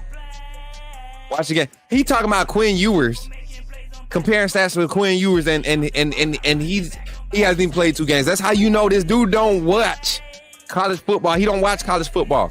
These are the type of fans, when they show up, if they ever show up to a game to watch it, they don't say much. They react. They don't say much because they don't know football. Chris don't know football. He'll watch Cam Ward. Watch how much hype. You know what? ESPN they messing Cam Ward up because he gonna get to the combine. He gonna have to do these workouts and people gonna start seeing them flaws. He needs development bad. And the man been in college for 6 years. How long Cam Ward should be in his second or third year of the NFL right now? Nico better than Cam. Nico's 18. He's better than Cam. Nico is better than Cam Ward. Jalen Hurts is better than Cam Ward right now. Put money on it. Chris, you don't know football. You know what, Chris? You want to jump on the phone line real quick? I'll stay on the show extra 5 minutes just to hear your voice and hear you talk retardedly about Miami and Cam Ward. Come on. 334-625-1121. 334-625-1121. I want smoke today, y'all. I'm gonna open the phone line back up just for Chris. Come on. Get on the phone line, Chris. You clearly got time to type. Get on the phone line. Phone line is open. 334-625-1121. I'm gonna pull it full screen for you so you can't say you don't know the number. There go the number, Chris. Call in. Call the call-in line. Cam has been in college for 5 years, going on 6. Come on. Our backup better than Cam Ward. Yeah, tell him. Come on, call in 334-625-1121. I only want to hear from the Cam Ward glizzy god. He glazing Cam real bad. Cam ain't nowhere near good. You on your way to work, so you texting and driving, but you can't call. See, you could tell he don't watch college football, y'all. he ain't gonna get on the line, Pops. He ain't gonna get on the line, Pops. Talking about he on the way to work. On the way to work. Go to work, brother. Go ahead, go to work. We wasn't gonna waste time with you anyway. On your way to work, right? That's what they do, man. Y'all know who it is. That's not really Chris. That's Jay the GOAT. That is Jay the GOAT. That's either Jay the GOAT or Darius. Monk ain't showed up in a couple days. I think Monk might have been coin got a moon rocker, y'all. I think so. What y'all think? Which one of them snakes y'all think it was? He's scared, man. He's scared. Over there gobbling on that cane glizzy. And they go, man, hey, I'm gonna pick it right now just because I don't like Chris. Chris, I don't like you. I like Clemson over Miami this weekend just because I don't like Chris. My boy what my boy Cunningham on YouTube, Leroy. My boy Leroy, he a diehard Miami fan. He in my Alaska right now. Leroy, Miami because of Chris. I hope y'all lose, man. God forgive me for saying it. I had to. Because of Chris. Yeah, Chris, I don't like you. I don't like you or your team no more. I can't stand you. You come here talking about Cam Ward. Overhyped stuff. If you came in talking some football, we could be cool. You could be a Miami fan, but you ain't even talking football. You just talk about Cam Ward. Miami gonna lose, bruh. Cam Ward not winning the Heisman. He gonna play against a solid defense Saturday and watch what Clemson do. Watch what Clemson do. As a matter of fact, what's the prize picks? What's the over and under on Cam Ward's passing yards? He gonna have over because he gonna have to throw the ball 1,000 times. You know why I hate Miami? Because of fans like you. What has Miami done since 2001? Chris, please tell me. Chris, please tell me. You see my hair shaking? That means I'm... Tell me. Tell me. Chris, tell me. I like Clemson over Miami. Chris, you stink. You stink. You stink. You know what, Chris? Next time I come to Miami, I'm going to the stadium that y'all borrowing and I'm pissing on the wall. That's what I'm gonna do. I'm gonna piss on it because of you. All because of you, Chris. Oh, we know. Hey, whoever wins the SEC is going to get. I mean, the ACC is going to get in. That schedule. The ACC is trash this year, man. That Virginia Tech Miami game was so horrible to watch. The only reason it was good because it went down to the wire. And Virginia Tech was about to upset an overrated Miami team. And Cam Ward. Oh my God. Is Clemson the FSU? Who Miami played this weekend? Oh, they played Cal. Freak. Dang. Oh, you got lucky.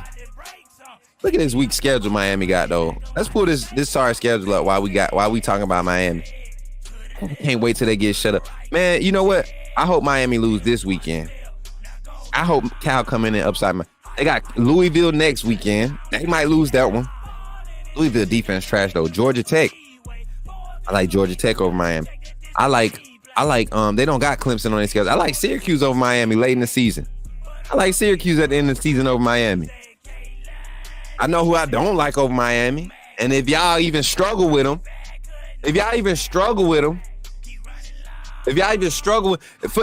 facts, Pops. For you to be on the way to work, Chris, you sure replying to every doggone message. You could have called in and said all this stupidness. Boy. I'm just playing, Chris. That's just our energy over here, man. Appreciate you. Appreciate you for pulling up, man, and supporting the channel. Hopefully you become a member, man. Hopefully you take the time to join the AAA family. We talk good trash over here, man. You more than welcome to root for your sorry Miami Hurricanes anytime on this channel. I promise you. Just keep it respectful. Everything I do is out of love, man. It's out of fun. Hopefully you being safe, texting and driving, talking about you can't call it. That's all I'm saying. How you gonna be, man, boy? That's you cap though. I'm gonna tell you right now, you cap. You cap.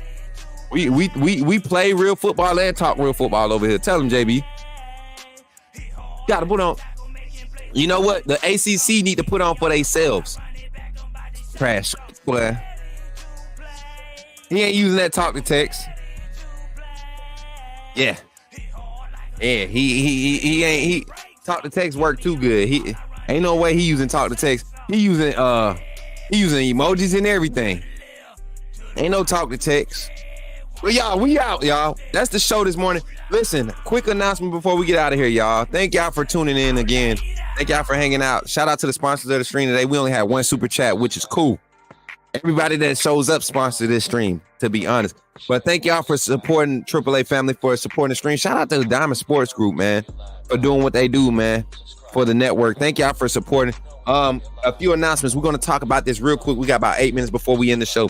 So, December, the first weekend of December is going to be the SEC championship game. Tentatively, Alabama should be getting the SEC championship game. We plan on being there, right? Alabama Nation. So the AAA family, we will be hosting a weekend tailgate party weekend. Tailgate party weekend. Coach Smook Network tailgate party weekend will be first weekend in December. Make your plans. We have a venue already that we plan on booking. Starting in November, you will have 3 weeks to make your reservation at the hotel. Our hotel site is the Doubletree Hilton. I got to get the information, but it's the Doubletree in Atlanta. Start looking at the prices. It's the one by the airport. Somebody give me that the name of that real quick, mods.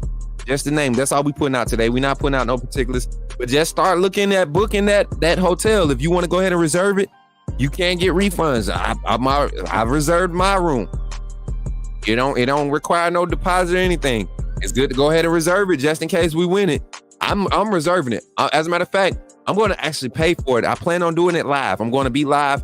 I'm going to pay for it on live when we book our ticket to the SEC Championship.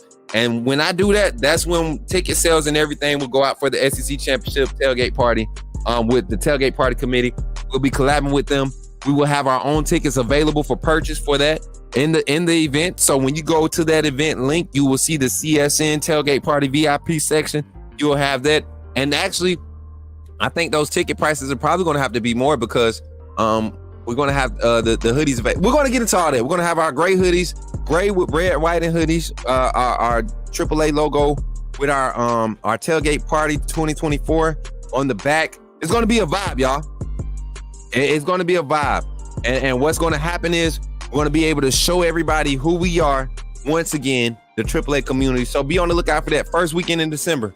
Upcoming content, like I said, tonight we're trying to get over to Stanhope to watch Russell County play.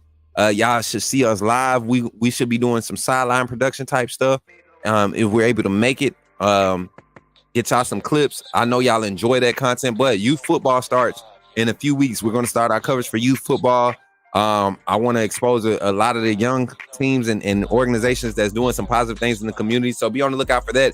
Again, don't forget, y'all, this is Breast Cancer Awareness Month. And all of our donations are earnings from the YouTube channel. 10% of our earnings is going to breast cancer awareness. So as you donate, we're maintaining. We're maintaining.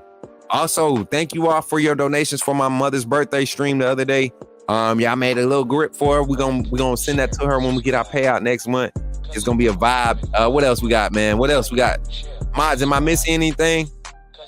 Mods, am I missing anything? Let me know real quick before we get up out of here. Thank you to everybody in the chat, man. If you showed up late, make sure you like in the stream. Make sure you share it.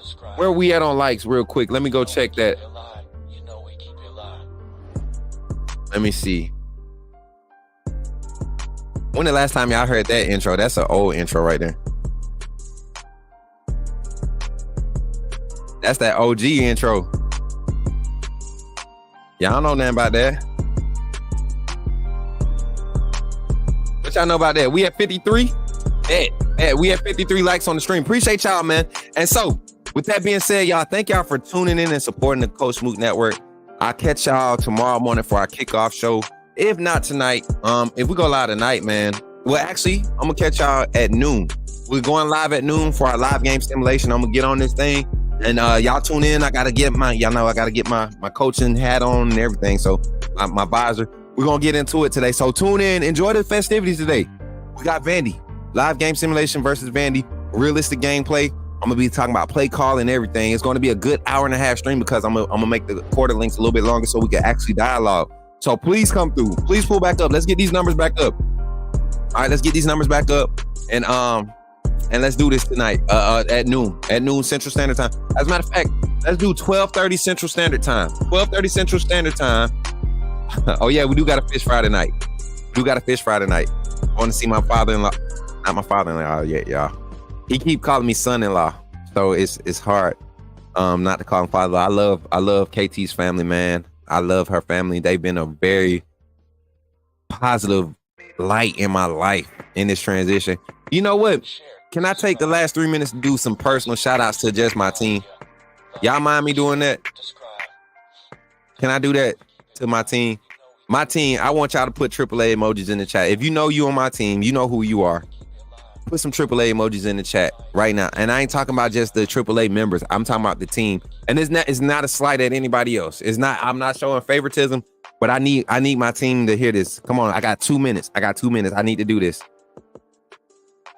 I got 2 minutes to do this. Oh, Chris. Hey, Chris, you more than welcome. Honestly, Chris, I rock with your energy. I rock with your energy, bro. For real. Stakes, please come back around. Invite more Miami fans. This is the type of vibe we create. Even though they're talking trash at you right now, I guarantee if you get in the Discord and hang out in the Boom Boom Room, I promise you, man, you're going to enjoy it. You're going to enjoy it. We a vibe. This community is a vibe. We got Texas fans that come through there. We got Georgia fans pop in the Boom Boom Room. We actually have a house divided couple, Georgia, Alabama couple in the community. So I think you'll enjoy it, man. Get your homies in here, man. Tell them that, hey, it's all respect and love. Talk good trash, no disrespect, no, you know, demeaning the people. Talk your trash, though. Support your team. Talk your trash. We're going to do that, too. But definitely come in the community and become a part of it. Man, shout out to my boy, JB, man. Personal shout out. That's my brother. Listen, eyes in the ears of the community. Definitely is a thinker like me. He's a behind the scenes processor, though, for me. I appreciate you, JB. Shout out to my Susan. She been stepping up. I'm talking about really just stepping out of her shell. She ain't never been shy, but just contributing behind the scenes again, being an intricate part, keeping us, you know, the mood of the community. She's one of our neutralizers where she can kind of keep it in the median. It's a group that when you do a vibe check, you can really know where we at because of people like Susan. Shout out to Susan, man. My bro Brett, man. Listen, me and Brett connected this past weekend on a different level. Having him and Ryan, you know, their demeanor, they're kind of laid back, chill, very present. I can rock with fellas like that. Handsome fellas, no homo. Handsome fellas. Like when you trying to promote, when you trying to advertise, you want some handsome fellas around you. And we got a good looking crew. Our fellas, man, we got a good looking crew. Zach had his little stuff lined up. I said, all right, Zach, trying to be smooth. You know what I'm saying? Shout out to you, man. Brett, appreciate you for being a part of the team, man.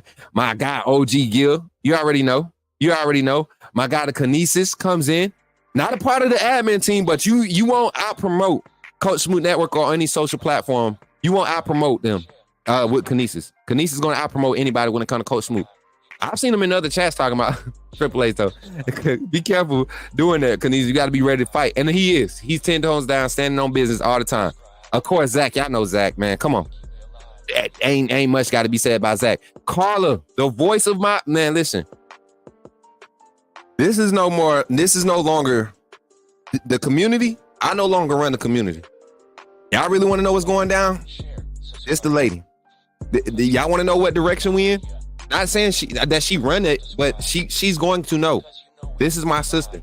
Her heart for this community, along with others, is what we do. Pop said, well, he called her daughter-in-law. Okay. Well, maybe I'm on to something. Brett, my people, Bino. Listen, our enforcer. Bino not gonna talk a lot, but when he speak, you gonna know he's speaking. Shout out to you, Bino. That's my brother, man. Appreciate you for real. Appreciate you. We love it. Gary, my brother, my baby brother. Listen, that's the baby of the family, y'all. That's the baby of the family. Kimberly, she's another baby sister of the family. Jordan, one of the baby brothers. You know what I'm saying? We got a lot of baby brothers. Man, listen, I'm ready, y'all. I'm ready to get this. Listen, I love y'all. And that's only half of the team. Piano Man, Uncle Jay. Who else, man? Mary J. It's a lot of people out at Dwight. It's a lot of them that really contribute to this community, man. It's like, man, I'm overwhelmed. I'm grateful. Thank y'all. If I didn't say your name, please don't take it personal. It's a lot of you all, man. Dang, I'm thinking about it now. Tink. Bobby Sprinkle. Golly, man. We got a family, y'all. We got a big community. It's some names that we haven't seen, that haven't been here. I mean, they pop in. Shanae, Nicole, both Nicoles, right? Twin Nicole, Chocolate Nicole. Got a lot of them solid people, man. I ain't talking about the snakes that, you know, came and then they gone. I'm talking about the people that's been solid. Caleb, solid people, y'all. We're blessed. But I know y'all ready to get up out of here. I'm ready to get up out of here too. So with that being said, y'all know what time it is. See y'all at 12:30. We're gonna crank this thing up. Coach Smook and Alabama. Live simulation versus Vanderbilt. Y'all tune back in. Hey, catch y'all on the next one, 12:30. I see y'all. Much love. Y'all, when next time you see me, make sure you say, Coach Smook, put me in the game.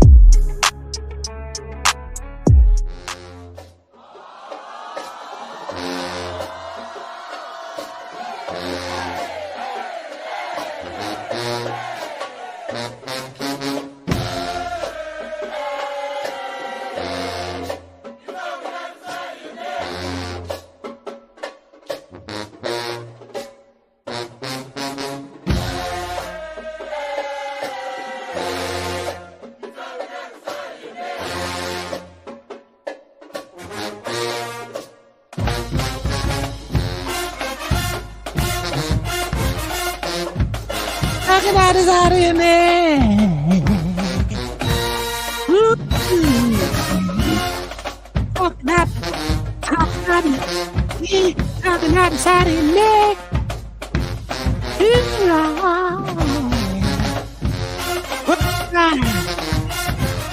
Roll tide, roll tide,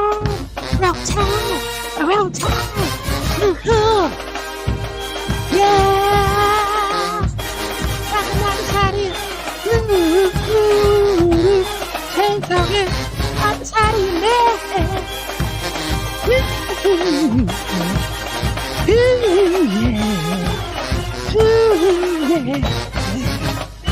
Okay, outside of your neck, talking out the side of your neck, talking out the side of your neck.